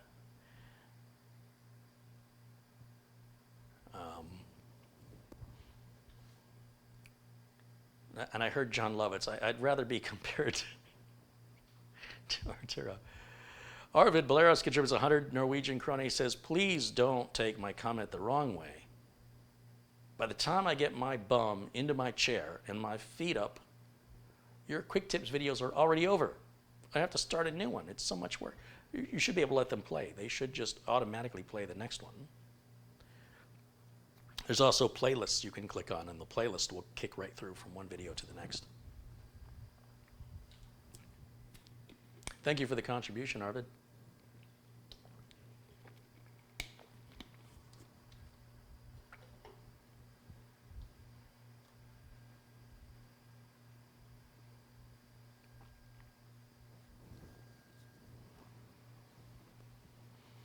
Where are the pups? Lyle's laying right here, and Jimmy's probably in the other room, chilling out. Oh, he's right there. They're both right here. Michael Lou says, set your YouTube to autoplay. Yeah, I don't know where you do that. I guess there's an option somewhere.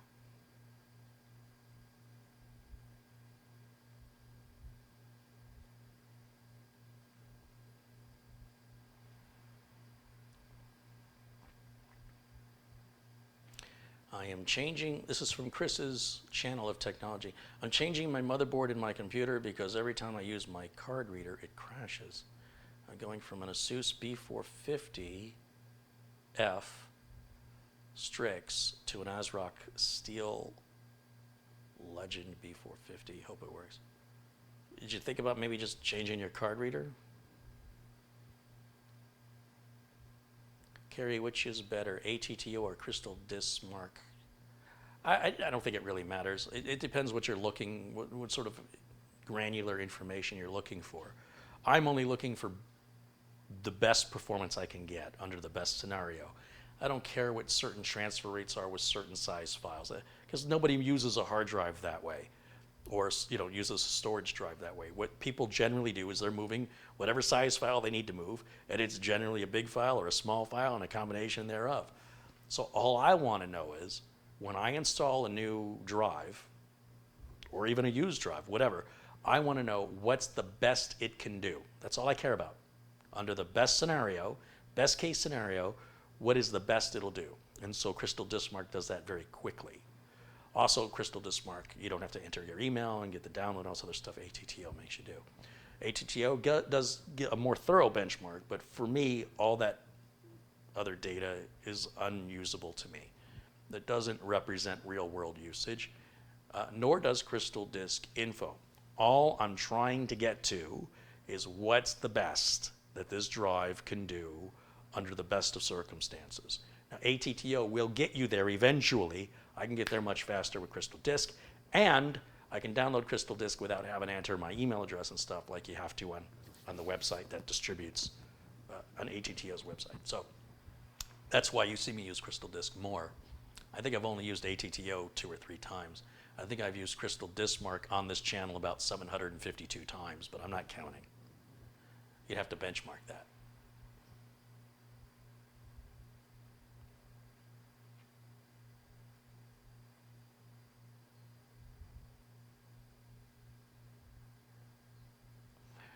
Stylus wants to know if I'm interested in hi-fi audio, and if you are,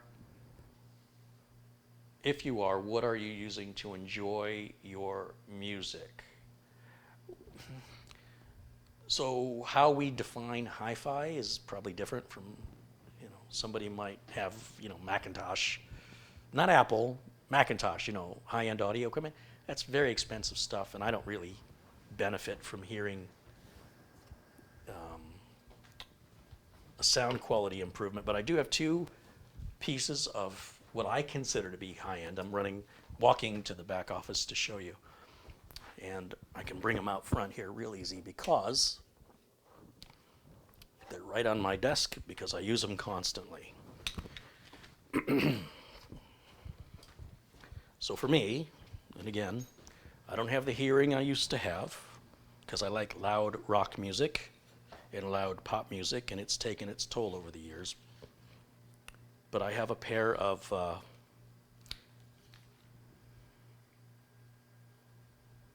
are these?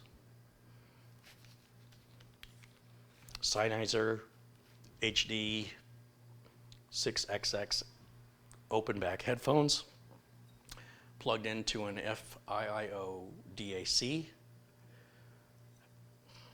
and that plugs into the USB port right on the front of my Corsair 200R, and I put my headphones on, and that's how I enjoy my music. Or I just stream through Spotify onto a Sony Bluetooth speaker, which, again, isn't hi-fi, but it sounds a lot better than a lot of other Bluetooth speakers I've heard, and it's relatively inexpensive. These headphones, I think, are $200, and the DAC, I think, is $80. But this is a sound card in it. This doesn't replace your sound card. It's sort of, you'll have a second sound card when you plug this in. This appears as a sound card, and then you'll default your sound. You just click on your speaker in Windows 10 and you'll see the FIIO device is available, and you plug that, you choose that option, and then your audio goes through here. And then when I'm not wearing headphones, I have my favorite computer speakers, which have been my favorite for, it's got to be 20 years. The Klipsch Pro Media 2.1s are the best computer speakers ever. I love them. I'm not a fan of surround sound. I don't like the added wires. I don't really think it adds much to have sound behind me. I just turn the volume up so loud the music is all around you and the walls are shaking and everything's cool. When music distorts, it's too loud. But if the music's not distorting and the bass is crisp and clear and it's not rumbly and muddy, crank it up. Yeah. So yeah, Klipsch Pro Media 2.1s. Love those speakers.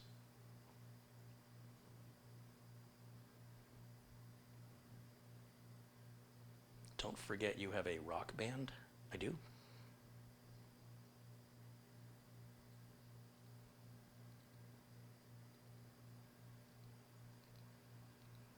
I think you can still buy those headphones today from, where'd I get them from? It's a website where they pool everybody's money together and convince a manufacturer. They're like, hey, if we can get 100 people to pay $200 a piece, would you make these headphones for $200? They're normally like $300, and make them just for us. Massdrop, yeah, Massdrop. Go to massdrop.com, and I think you can buy those headphones for the same price I paid. I think they're still offered. Massdrop, MASSDROP.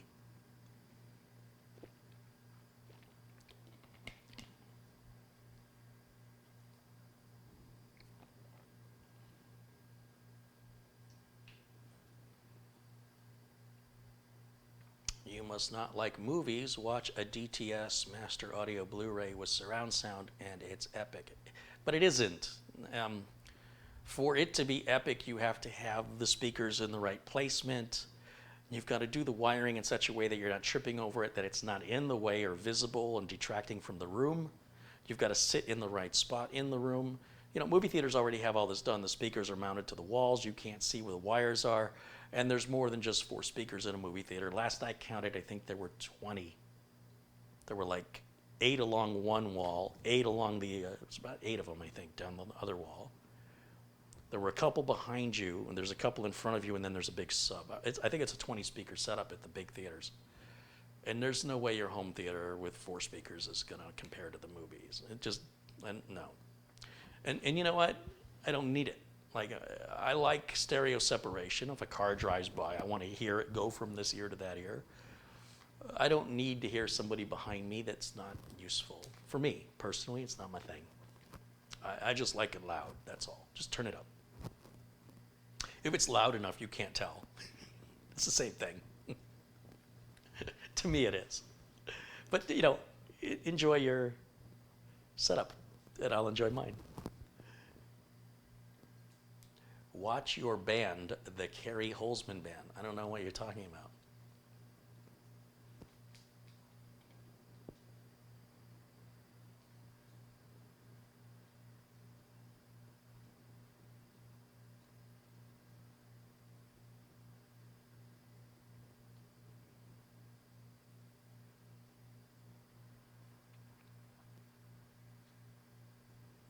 You've never experienced a home theater that, no, no, no. See, you're making these assumptions. It's simply not true. My sister has a very, very nice home theater. Really nice. I think I can show it to you. She won't care. And it's got the surround sound and everything. And it's nice, you know, if that's important to you. But I got to be honest, it's a little much. Let's see.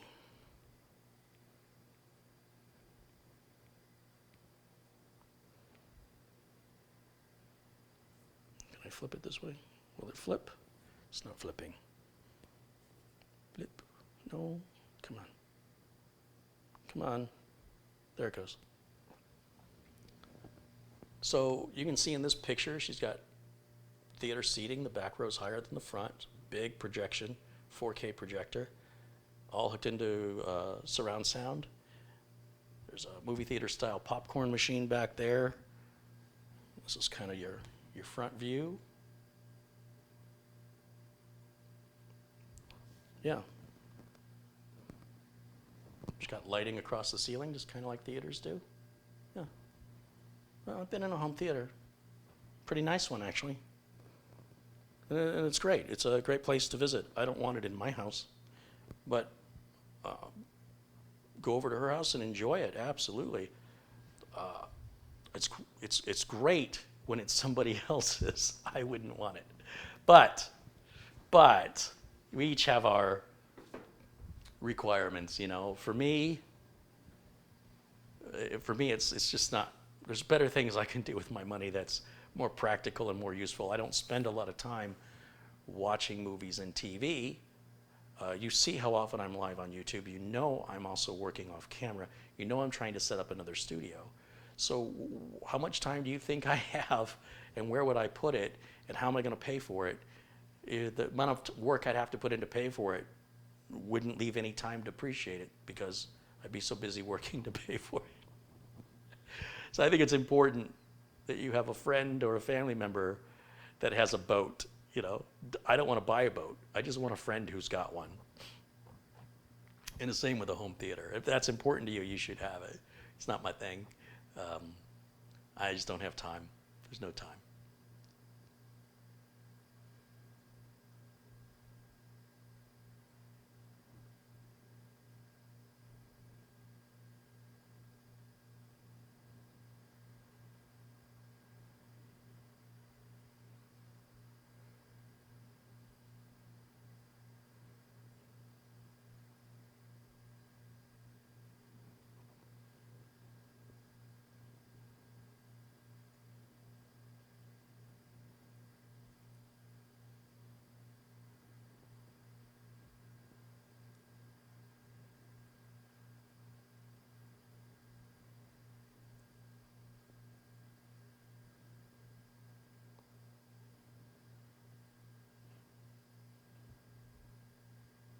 Water cooling seems intimidating to me.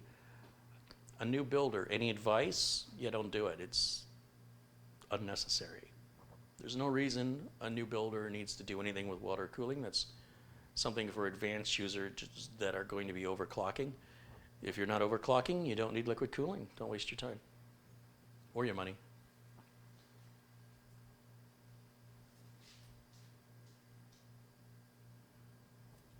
Again, final chance for asking questions here. When's the cooking stream? We'll get back to cooking. There's a couple of cooking videos here because people have joked around about it so much. I'm like, all right. And I made a few things, and people seem to like it.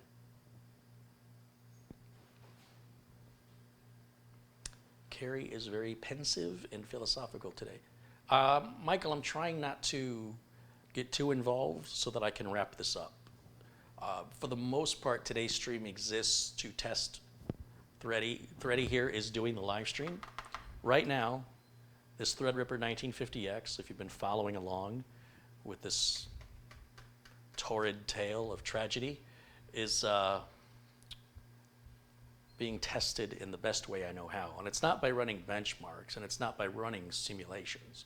It's by, and are you listening? It's by using the computer to do the thing you need it to do and see if it does it well. I'm measuring the sound output, how loud it's getting. I'm noticing little things about the screen not redrawing correctly, which could be a video card driver issue. Paying attention to just the overall responsiveness of the system. And I have a build project I need to get back to. Hopefully I'll start it tomorrow. But because this had never streamed before, I had to set everything up all over OBS, all the configuration, all the cabling, you know, back here, and all the intros and outros, all that had to be reconfigured again, readjusted, recalibrated, and so that's what I'm doing today. And if this does well today, then I'll use it at least maybe for the rest of this week to evaluate, because one day is not enough. Like I need to use it and use it and use it and get a good feel for if I can count on it or if it's going to be too noisy or too distracting in order to determine how to proceed. You know, is it good enough and I button it up, or am I just not going to be happy until I just get rid of Threadripper, throw an i7 in there, an i9 or something, and be done with it? I know I'll be happy with it. The whole point of this exercise, both on the streamer that's sitting on the floor, which is the 3900X, and on Thready, which we started 2 years ago, was to experiment with other platforms to see if they were viable business offerings. And my conclusion at this point from the experiences I've shared live is they're not ready yet for the level of business that I do. That being said, it doesn't mean it's not right for you. I don't know what's right for you, but they're not right for me. And I'm still giving Thready a chance to change my mind, but after 2 years, it's going to be a difficult accomplishment for Thready to change my mind, but giving it a chance. There's this noise from it really bothers me. It should be dead silent. And I'm bothered that the CPU usage right now says 3.5%, when I can look at that CPU usage all day long on the 3900 I've been using, the 3900X, and it's 0.3% CPU usage. So why is Thready using 100 times more? Is it 100 times? 10 times. It's 10 times more. Why is it using 10 times more CPU power to do the same exact thing that the 3900X uses, unless it's the graphics card that's putting it on? I don't know. There's a lot of weird things going on. Not that it really matters, right? I mean, still, whether you're at 0.3% or 3.5%, 5%, it's still a fraction of what that processor can do. Now, when I put Power Director on there, because I still use it, I'll see if it crashes when I edit videos and stuff. Maybe it'll be a good editor for me. I don't know. If I can rescue it, I'm going to rescue it. But if it's just going to cause me more money and frustration, I'd rather boot it to the curb and change the motherboard out for something I know I'm going to be happy with. But I already know what I'm happy with. What I was trying to do was have an experience with something I was unfamiliar with to gauge how it compares to what I know. And so far, what I know with Intel is far better for the reasons I've listed. Not to say that the AMD's bad, it's just that I have certain requirements AMD's not meeting, and it makes me sad because I want to like it, and it's hard for me to like it. And they're making it very difficult for me. David Austin contributes $10. He says, from one Coke drinking technician to another, I hope you are having a good day. Hey, thank you, David. I hope you're having a good day. It is really, really hot outside, so I'm happy to be inside with air conditioning. I'll tell you that. Take it to the shooting range. I couldn't take it to the shooting range. I mean, it works. Somebody could use it. Just because it doesn't meet my needs, it's not up to my standards, doesn't mean it's not up to somebody else's. And it doesn't mean my standards are higher. My standards may be off to the left. You know what I'm saying? Like they're just different. Trust me, I do not want to dismiss the chip and motherboard in this are very expensive. Plus, I have another motherboard. So just those components, I've got $1,500 tied up just in those 3 components. I'm not excited about getting rid of it. It's like flushing money down a toilet. Certainly wouldn't take it out to the shooting range. I would sell it and take it as a loss. Just those components, not the whole thing. Just the motherboard, the chip, and the spare board. And I haven't decided on that yet. It's not there yet. And it's showing promise right now, but it's not exciting me. It's not impressing me. It's not blowing me away. So the older it gets, it's less likely to blow me away. This processor's over 2 years old, right? So a lot's happened in 2 years when comparing a modern day Core i7 or i9 to an original 1950X. May not be that fair. It's not my fault it hasn't worked this whole time. Or is it? Is it my fault that the parts don't work, that the BIOSes don't update rapid enough to make it compatible with the RAM, that the RAM didn't work, that AMD doesn't let me know when they got new driver updates that were solving some of the problems I was having? That's my fault. You're supposed to know all that. Osmosis, just feel it. Ooh, new driver, I can feel it. It doesn't work for me.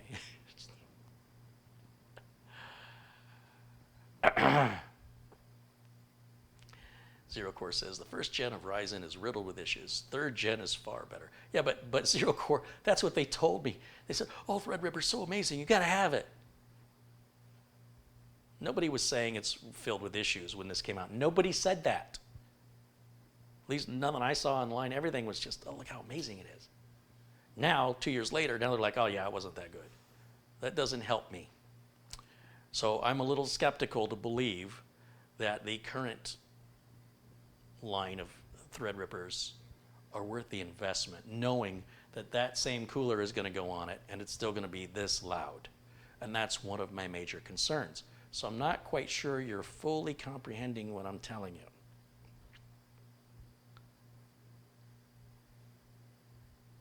Is a Z390 still recommended for new builds?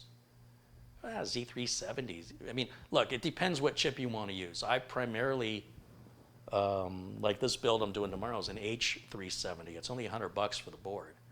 And it's a solid board. It's rock solid. If you want to overclock, then you want a Z. And if you want, 10th gen Intel, you want the 400 series. And if you want anything else, you want the 300 series. So that's all up to you.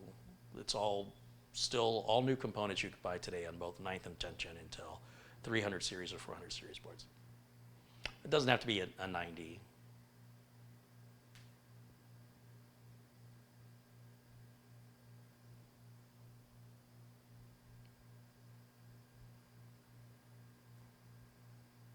Yeah, sorry, yeah, 370, and they added the 390. So it used to be just the 370. Then they did something. What did they do? They added something to make it the 390, and I can't remember what it was now. It wasn't anything important to me. And then they came out with the 400 series, for the 10th gen.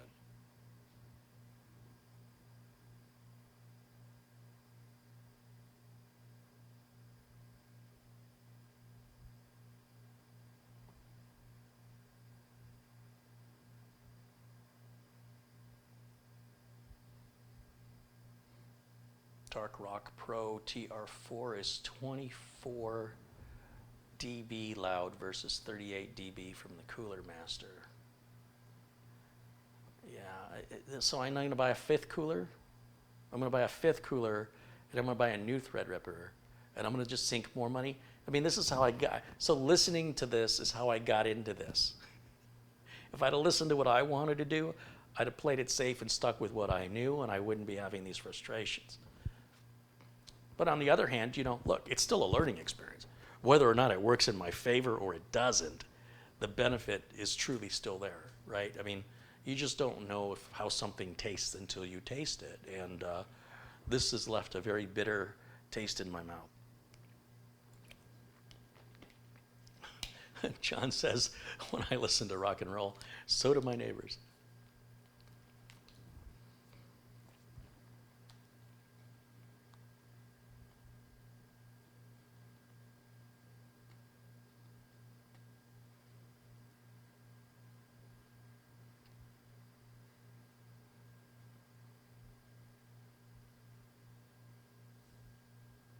What's a good motherboard under $160 for an i7 10th gen?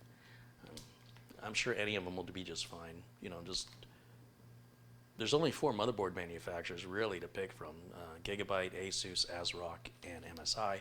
I personally like Gigabyte boards. I think they're really good value for the money. And if I were you, if it was me, I would go to Newegg.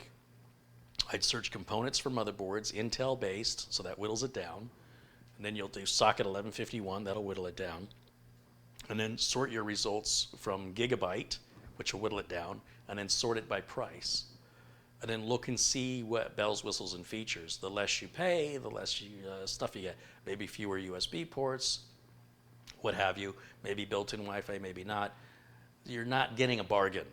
Like if you're buying a $100 board, you're getting a $100 board. If you're buying a $250 board, you're getting a $250 board.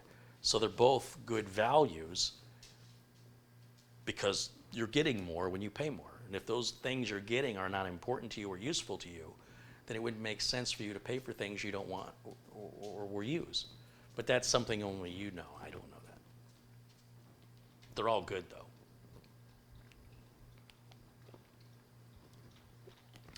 The Z390 added built-in USB 3.1 Gen 2 and Wi-Fi. Okay, there it is. Yeah, I know it was something that didn't matter. Not for me. Didn't matter to me. Or any of my customers or my business. Thank you. PC chips boards. They're gone, aren't they? They're gone a long time. Those were bad. It seems most people like either Gigabyte or Asus. I don't see a lot of MSI lovers. I don't see a lot of ASRock lovers. Asus is good too. My preference is Gigabyte, personally. I got the video card back. So I built a machine for Mike Smith. He had a video card problem. He sent it back to me, sent the video card back to me. He bought a new graphics card and plugged it in, and he's fine. So I'll refund him for the graphics card. I verified there is a problem with the graphics card. I went to Gigabyte's site, I did an RMA, and I mailed the graphics card back to them. I got the graphics card back today. Imagine my surprise. I got a box.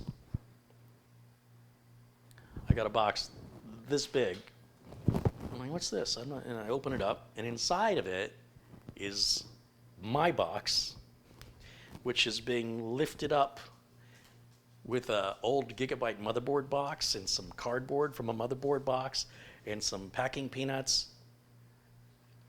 But the box I sent the video card to them was in a box 3 to 4 times bigger. I don't know why.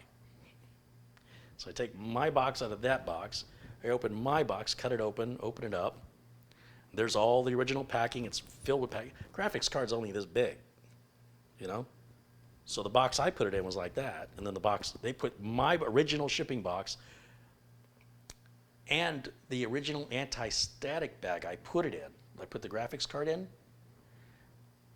They sent me a new or refurbished graphics card that's already in its own anti-static bag. Put it in my box. Gave me my old anti-static bag back, even though the graphics card's already in its own anti-static bag. And then they packed it all in my box. Then they packed my box with even more packing into a big box to ship a little graphics. It's right here.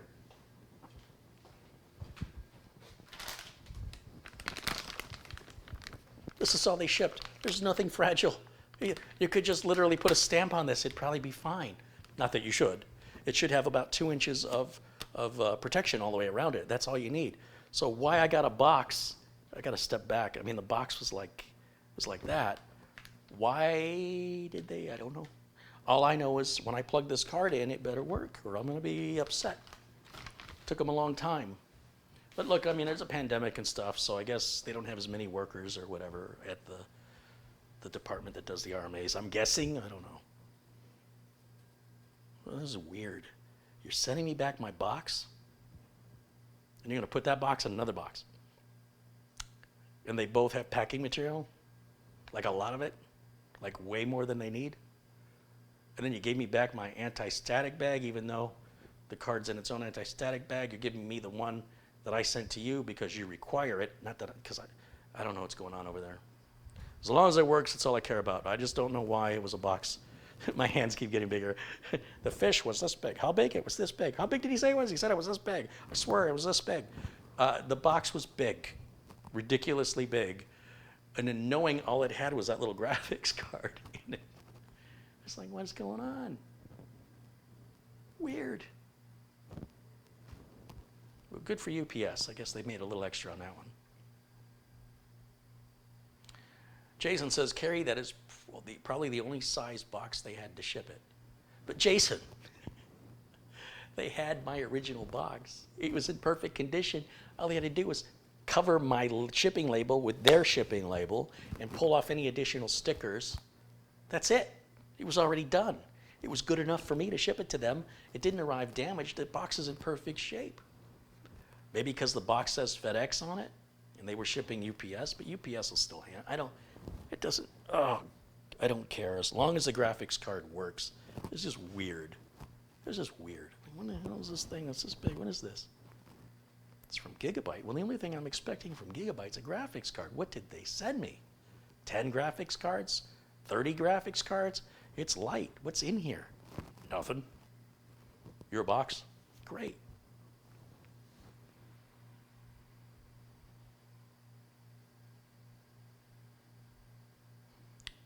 Carrie, the subtitles on your channel do not display. Yeah, I have no control over that, Garth. That's all done through YouTube. There's nothing I can do about that. Sometimes they work and sometimes they don't. Nothing changes on my side. I have not changed subtitles. I've double checked, I've triple checked.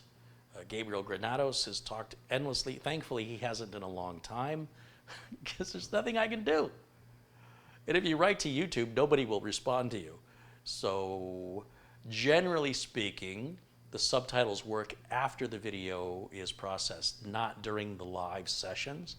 And I know sometimes during the live sessions they've worked, but I have no idea why that is. The settings that I broadcast from in OBS certainly have no control over that. And in the settings YouTube gives you in YouTube Studio, you only have 2 settings, that's it. You either provide subs or they embed the subs. And I always choose embedded subs, and it just doesn't work. What do you want me to do? You want me to go to California and say, hey, you want me to fix this for you? I got a viewer that says they don't work. I can't do anything about that. It's not. I don't own YouTube. Sorry. I'm frustrated because imagine somebody says, Garth, you know it's been raining for 7 days in a row. And I go other places it doesn't rain. And you're like, well, I don't make it rain. It's not my, what do you want me to do? Move? So, well, I appreciate you telling me, nothing I can do about it. It is frustrating for me, imagine, because I fix things for a living and I can't fix that. That's a YouTube thing. And it's very inconsistent. Sometimes it works, sometimes it doesn't.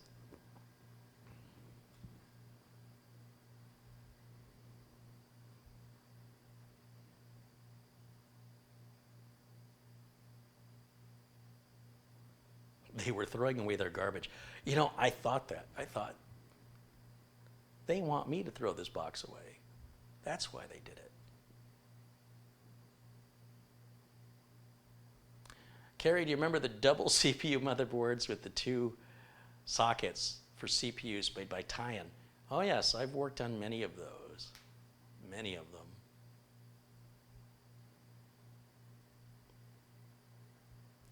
Those were used in servers.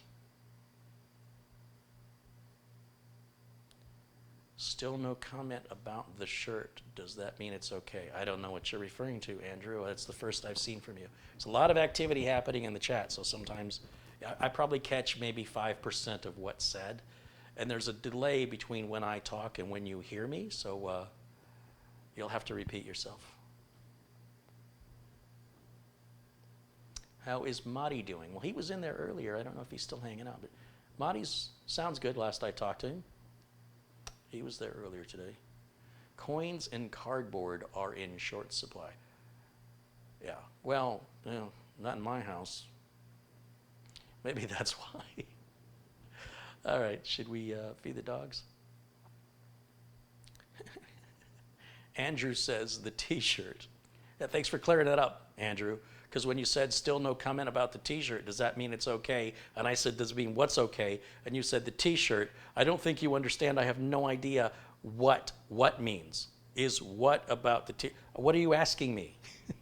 I don't understand. Still no comment about the shirt. I'm rereading what he wrote. Does that mean it's okay? Still no comment about what shirt? I don't know what you're talking about. The shirt I'm wearing, the shirts that I were sent in general. There's a lot of different choices here.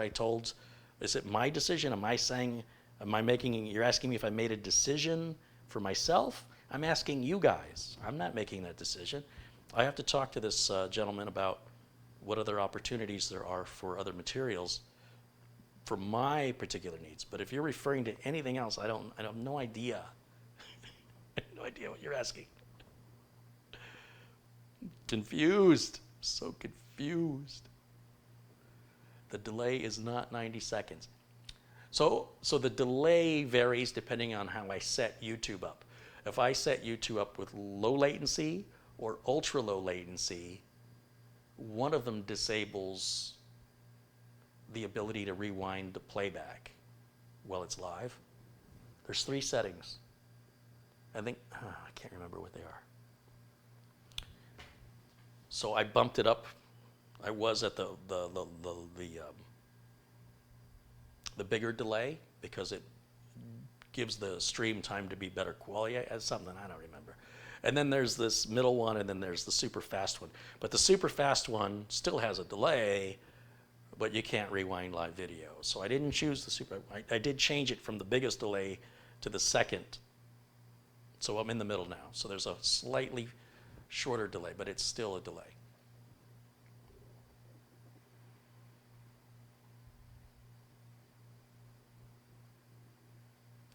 Computer Lens says $5,400. I could have built 2 or 3 computers. The wife wanted new windows for the house. Oh, I know. I mean, not about your wife and the windows, but I know what I could have built with the money I spent with it. But this was the whole point of it, right? This was the point of it, was to see what the experience would be. And unfortunately for me, bit off more than I wanted to chew with regards to the amount of time it's taking. But it is what it is.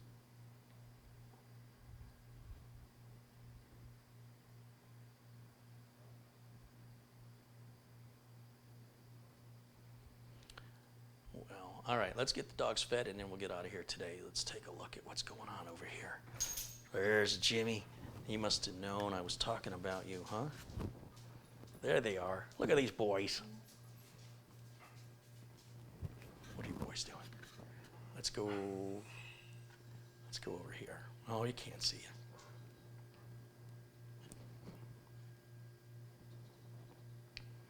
The Zynos build is sitting there.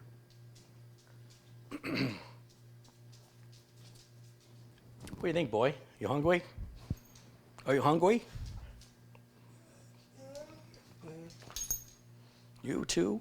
You're both hungry? Okay, let's get some food. Tap, tap, tap. Tapping your toes. He's like tapping his foot like this. Looking at his watch, tapping his foot. Are you tapping your feet? Yeah, he's tapping his feet. All right, let's get you some food then.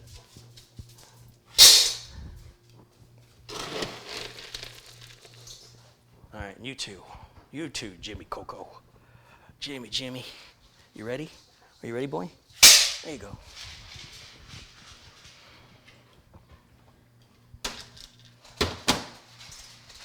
And then we'll get them their little treat here in a minute.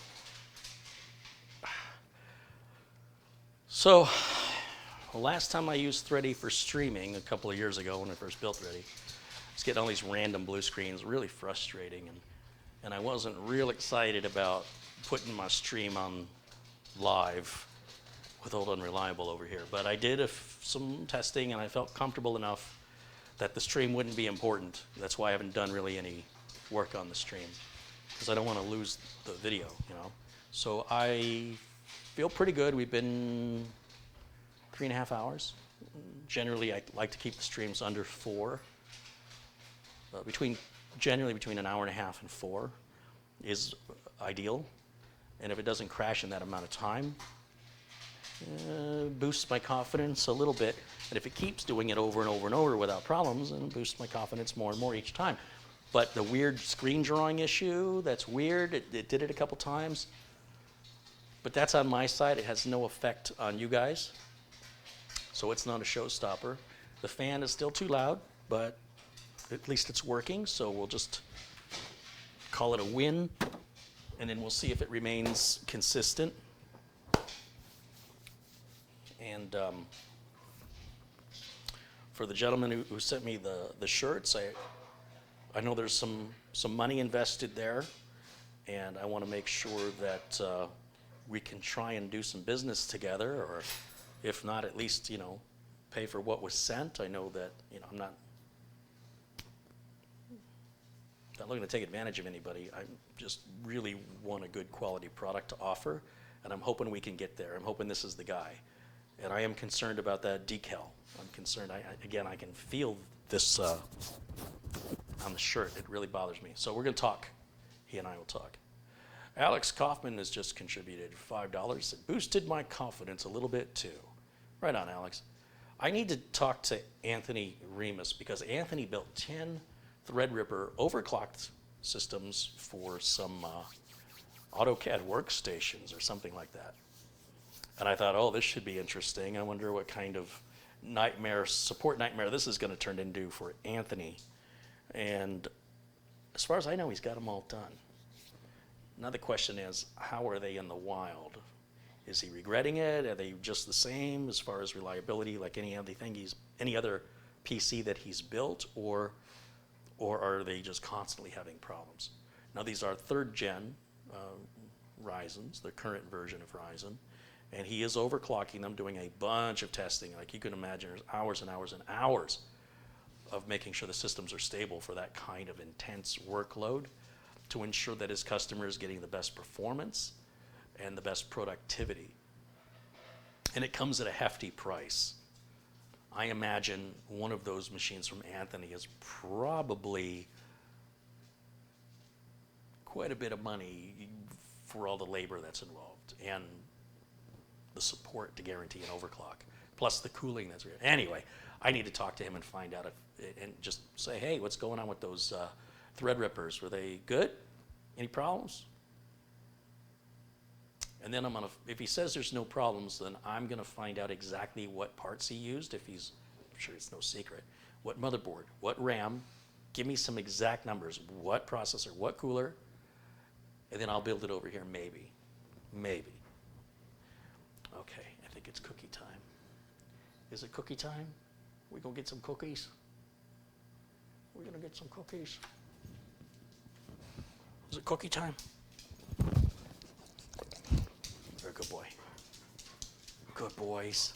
Good boys. Oh, there's that sound. What could that sound be? Okay, let's go over here. There's a good boy.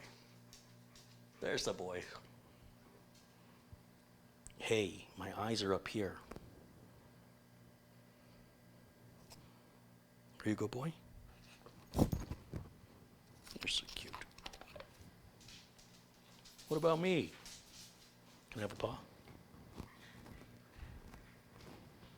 You're drooling. You got drool on your bib.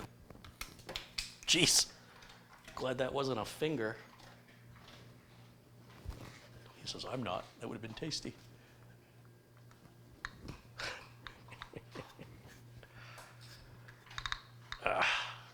camera. There it is. There we go. Something like that.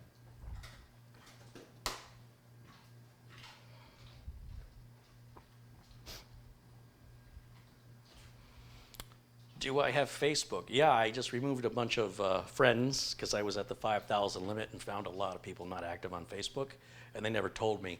So I cleared off like 1,000 friends, and I may have cleared you off by mistake.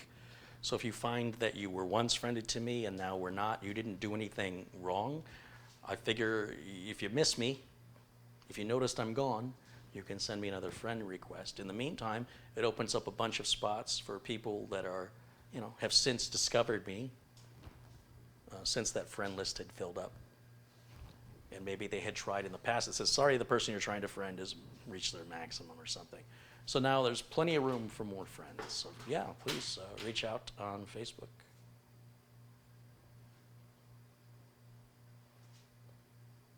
My human tastes like pizza. That's probably about right. If you are what you eat, then I'm probably a pizza or a potato chip. Did anybody load the NVIDIA drivers today? Oh, did NVIDIA come out with new drivers today? I wouldn't know because I'm on the Radeon here. Normally, the streaming computer, the NVIDIA logo loads in the system tray, and I'll see that exclamation point. Though I tend to use the studio driver only. I'm not playing games, and I need the stability of the driver.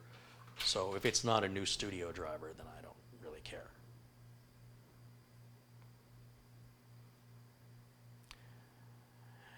Kaizason said his feed has stopped for the 5th time tonight. Well, I can tell you it has not stopped here, and you'll be able to verify that on the playback.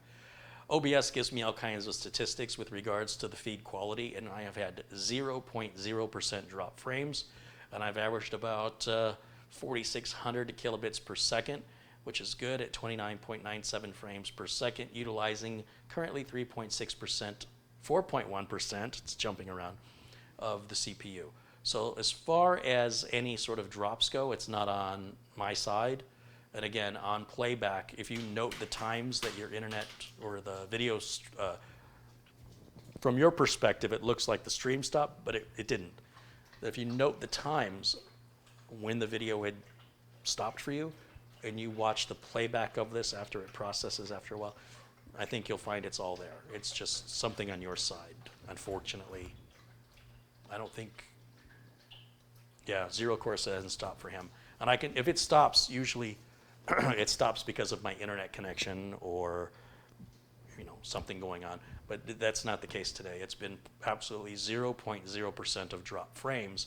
And you can imagine after 3 hours and 42 minutes how many frames I've sent at 29.97 frames per second with zero dropped frames. So that's perfect.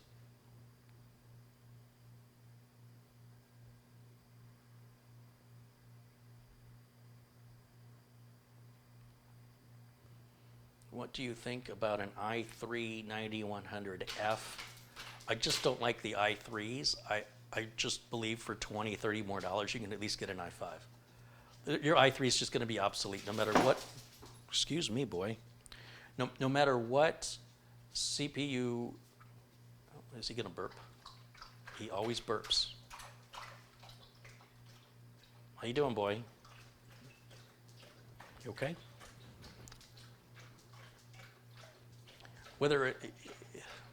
So like the Ryzen 3 XT series, I guess, from what I've read, is a pretty good chip. But for me, if I was building you a computer and you're making that investment, if you're buying a new motherboard, you're buying new RAM, a new power supply, a new case, new storage maybe, for just a few more dollars, you go to the i5, and it'll last you longer. If you go to the i3, it's just gonna feel slower sooner. And it'll cost you more to buy an upgraded chip later than the price difference that you spend today. However, if that's all you need, that little NUC, the Intel NUC that I built in April of 2013, is an i3, and it still does what it needs to do today. It still boots in like 15 seconds. But if I use it, me personally, it feels sluggish to me. My wife uses it, and it just does what she needs it to do. So she's not a power user. She's using it for work and emails and things, and she's got no complaints, and it's been rock solid. But nobody ever complains if their computer's too fast. It's always about how slow it is. So I avoid all of the 3 chips, the Ryzen 3s and the i3s. I just typically avoid them. Certainly anything below that, like the Pentium G series that they had for a while, and certainly the older Ryzen 3s or Athlons.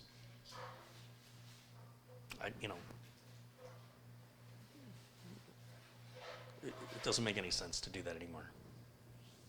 The price difference is negligible.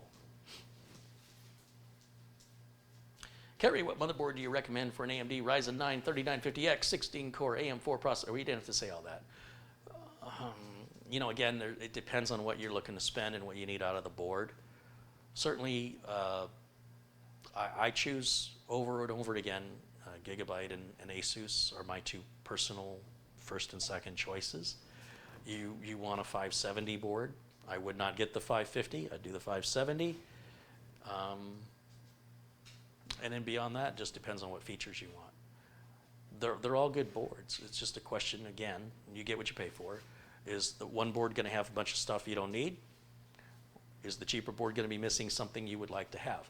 It's cheaper for you to pay the little bit of extra now than to buy a whole new board and go through all the work to replace it later. Believe me, I know.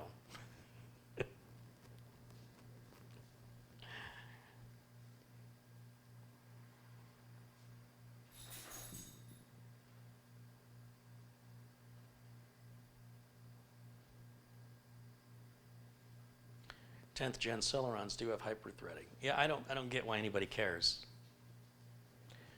Like a 9700K versus a 9900K is pretty much the same except for hyper-threading. I can't tell them apart in any app I run. Windows doesn't boot any faster, programs don't load any faster, and most clients and most end users don't have multi-threaded apps. Not yet, not yet. So, well, let me rephrase. They don't have anything using more than about 4 threads. 4 threads is about, Windows will use some, a little bit here and there, but it doesn't really seem to have much real world difference for myself or any of my clients, whether they're tax people or lawyers or dentists or home users or, maybe if you're rendering videos, editing photos, I don't know. Depends on the editing software, but I think that's mostly reliant on your graphics card these days anyway. Well, it's future-proofing. Yeah, but it'll be cheaper in the future when you need it. You know what I mean? So if you're buying it now and you want to pay top dollar now so that you'll be ready for it when some apps come out to take advantage of it, just wait and buy it then. It'll be a lot cheaper.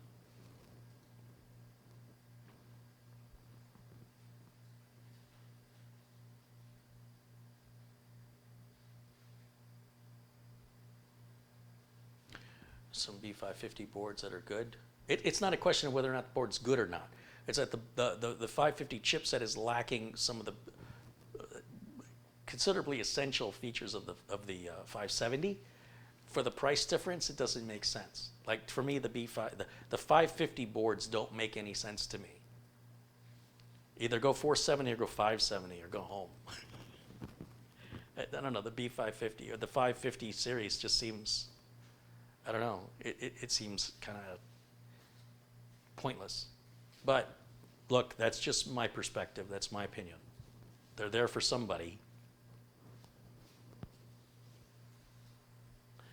Jeff says, I'm interested in how Thready performs. I'm looking at a specialized engineering software package that requires a minimum of 32 cores to install.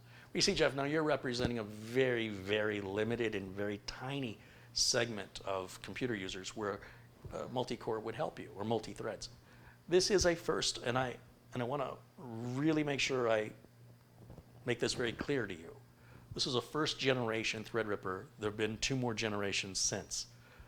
How this performs is probably no measure of fair comparison to what a current model Threadripper will run at, because we know how fast technology evolves, whether it's a solid state drive or the speed of the RAM or the cost.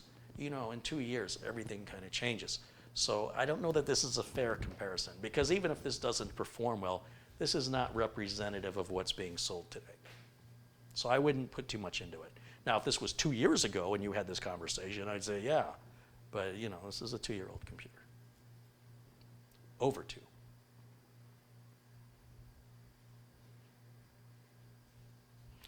James Morris contributed $5. He says, good night, everybody, and good luck with Thready. Thank you, James. Black Watch has contributed $5 Canadian. He says, I had the kilts cleaned today, and this was in a pucker. A pucker? I don't know what that means. LOL, okay. Good to know, I guess. Zerloff contributes $5. Says, an NVIDIA graphics driver just came out maybe an hour ago. Yeah, again, if it's not a studio driver, then it's just for some game enhancement. Zerloff again contributed $5. He says, do you still do those retirement home presentations? Okay, well, they're not retirement homes, first of all. But they are communities of retired folks, pensioners, but they're not homes. Not going to like assisted living facilities or anything like that. And the way it works is the vast majority of the population of these communities leaves Arizona for the summertime and they go to another state, their home state. They might be from Iowa, Idaho, Alaska, Michigan, Wisconsin. They're getting out of the cold, cold winters and they're coming to Arizona for those winter months. And it's during those winter months that I do those presentations. So am I doing any? I don't know yet. I mean, it's not winter yet. When the winter is coming. When the winter is coming and it's nearer, then typically those groups will reach out to me if they want me to present, to ask me what my availability looks like versus what they have available, and then we schedule it. I don't typically reach out to them. I don't go, hey, can I present for you for free? I wait for them to ask me. If they ask me, I always do it. If we can make the scheduling work. If we can't make the scheduling work, then obviously there's nothing I can do. But it's not my decision to make. I guess that's all I'm saying. And nothing will be scheduled until, at the very least, September, October, maybe even November. And then we'll schedule for January, maybe December, but probably January, February, or March. We don't schedule too far ahead. We'll schedule a couple of months, maybe 2 months ahead. So we'll see. I'll let you know if and when that ever happens. It usually does happen. I don't think a year has gone by in 15 years, 14 years, that I've never not done one. I don't do as many as I used to do, but a year has not gone by where I haven't done any. So I would guess probably. But where and when, don't know. Don't know yet. Thank you for asking, though.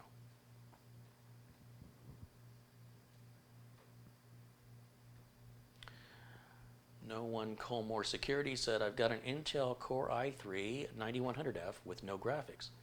I need a cheap graphics card. Any recommendations? I don't know. I mean, it depends what do you want to do with it. What cooler do you recommend for the Ryzen 9 3950X? On the 3950X I used an all-in-one liquid cooler because it was a showy, it was in a pure base 600 be quiet case. You certainly don't have to do that. I think the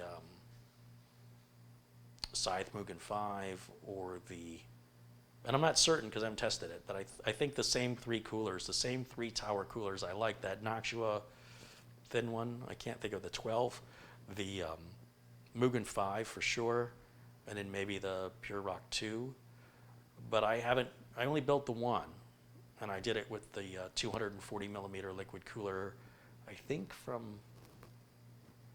was it from Silverstone? By the way, it's a great cooler for $100. It's a good deal. But ultimately, you've got to decide, is it something you want to look at? If it's something you want to look at, those tower coolers aren't much to look at. You got to go to liquid cooling, get the RGB lighting, and then make it look pretty. But then you'll be replacing that liquid cooler in about 4 to 6 years, which is fine. Just set your expectations. If you put a tower air cooler in there, it's good for life. So tower air cooler is also less money. But it's whatever you prefer. And I'm sure folks in the chat room probably have some great suggestions too. I only built the one. I've got another 3950X in the hall, waiting. And I haven't decided yet what I'm going to do with it, or how I'm going to cool it, or what case I'm going to put in it, or anything.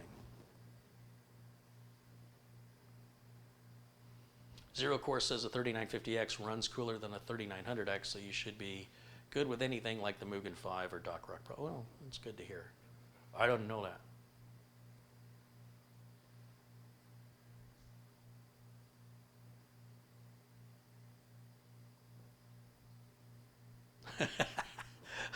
I totally misread the question. Thought they were asking me what color I prefer on the RGB on the cooler. Do you prefer red or should I go with orange? That's not what was asked. T.A. Morton Sr. says, what cooler do you recommend for a Core i7 9700K? The same one you see me use here over and over and over on all my 9700K builds. Say it with me. Scythe Mugen 5. The Mugen 5, Mugen 5, the Mugen 5, the Mugen 5. It's the cooler I'm going to use on every single chip. Every single chip. Unless aesthetics, if you're going for a certain look, then you pretty much have to go liquid cooling for that special look.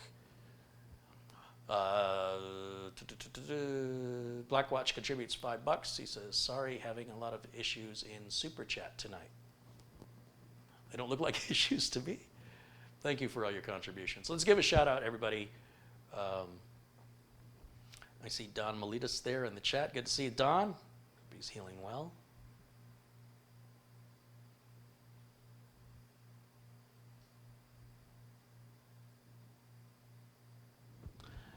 And let's shout out to Blackwatch for numerous contributions. Rakshit Patel contributes $1.99. Thank you. A couple more from Blackwatch. And James Morris, a couple from Zerloth. Alex Kaufman, David Austin, Arvid Bolares, Brendan Looney, Blackwatch again, Mads Underbjerg, Frankie B, Terrell Cockerham, Jindigo, M. Watson 1972, Paul 1961, Christoph S. James Morris, Jamie M. Maroof, James Russo with that generous $50 contribution. Thank you so much. XNet PC, Madi, Yoel, Bryant Burns, and Aaron Werner. Frankie B. again with another generous contribution. Thank you, Frankie. Quail Stevens and Squad Morale Restored, Essential Working Too Hard, Patrick Doyle, Rock and Rob, Brendan Bokler. PK Lahoda, good luck with your build. Let us know how that goes.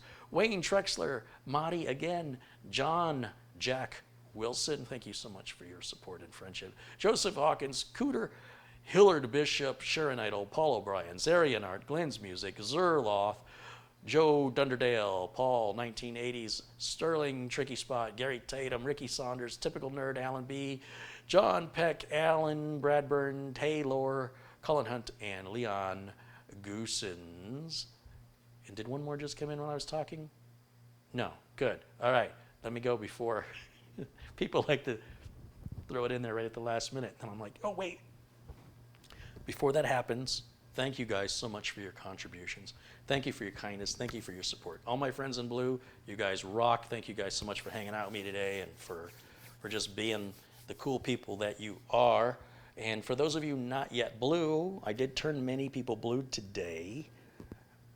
What I'm looking for is kindness and supportiveness, right? Don't put anybody down. Don't fight. If somebody's leaving bait, don't pick it up, man. Don't take the bait. Better to say nothing. Don't argue with people. Just be nice. When I recognize a name, I'm like, I've seen this guy in the chat a few times. It doesn't matter if you've contributed financially. It matters whether or not you're a jerk and whether or not you're a regular, right? We want to be a place where familiar names can hang out and be trusted because we We're familiar. If you're not blue, it means I'm just not familiar with you yet, but just stick around and be kind and be you, and it doesn't do you any good to be blue anyway. I mean, it's not like you get anything. It's really for my benefit because it helps me identify supportive people, people I've previously found to be supportive people. That's all. It's a reminder for me. And I want to turn this whole room blue. I really do, but you know, it's hard to. Unfortunately, you know, there's a lot of people out there just nothing else better to do than want to play around and disrupt for their own selfish entertainment. And I don't want to turn those people blue. I want to kick them out. And for me to make that determination over who's who, it takes a little time to establish that. So hang in there. I want to turn you all blue. Thanks for all the contributions. Thanks for all the kindness. Thanks for hanging out. We have about 1,400 people out there watching. What was our peak viewers? I don't know. It was good. Remember, there's no best. If I gotta wrap up and summarize everything very quickly, there's no best. There's only what's best for you. Nobody can tell you what's best for you except maybe your mother. Other than that, I'm not your mother. And I did not get a Mother's Day. I better not say anything because I'll get them. So thanks you guys for hanging out. Of course, if you have questions or concerns regarding making a decision for yourself, there are plenty of helpful people here in the chat that you can ask. Hey, what do you guys think if I'm doing this? This is a key component. If I'm going to do X, Y, Z, whatever that is, with my computer, would I be better with this or that with regards to any hardware? Just asking about which hardware is better is no possible way for anybody to answer that in any meaningful way. And they will answer it, but it's not meaningful unless you let them know how you're using the machine. Because if you're barely using the machine, then you're wasting money spending for more than you need. Stuff like that. Wayne Trexler just got in under the wire with $1.49. Thank you for all your contributions today, Wayne, and in days in the past. Thank you very much. That's going to wrap it up for me. I will see you all tomorrow, and hopefully all my outros and intros will work here on Thready if I set it up right. Now, if this doesn't work, it's my fault. With that out of the way, I'll see you all again very, very soon. And until then, bye for now.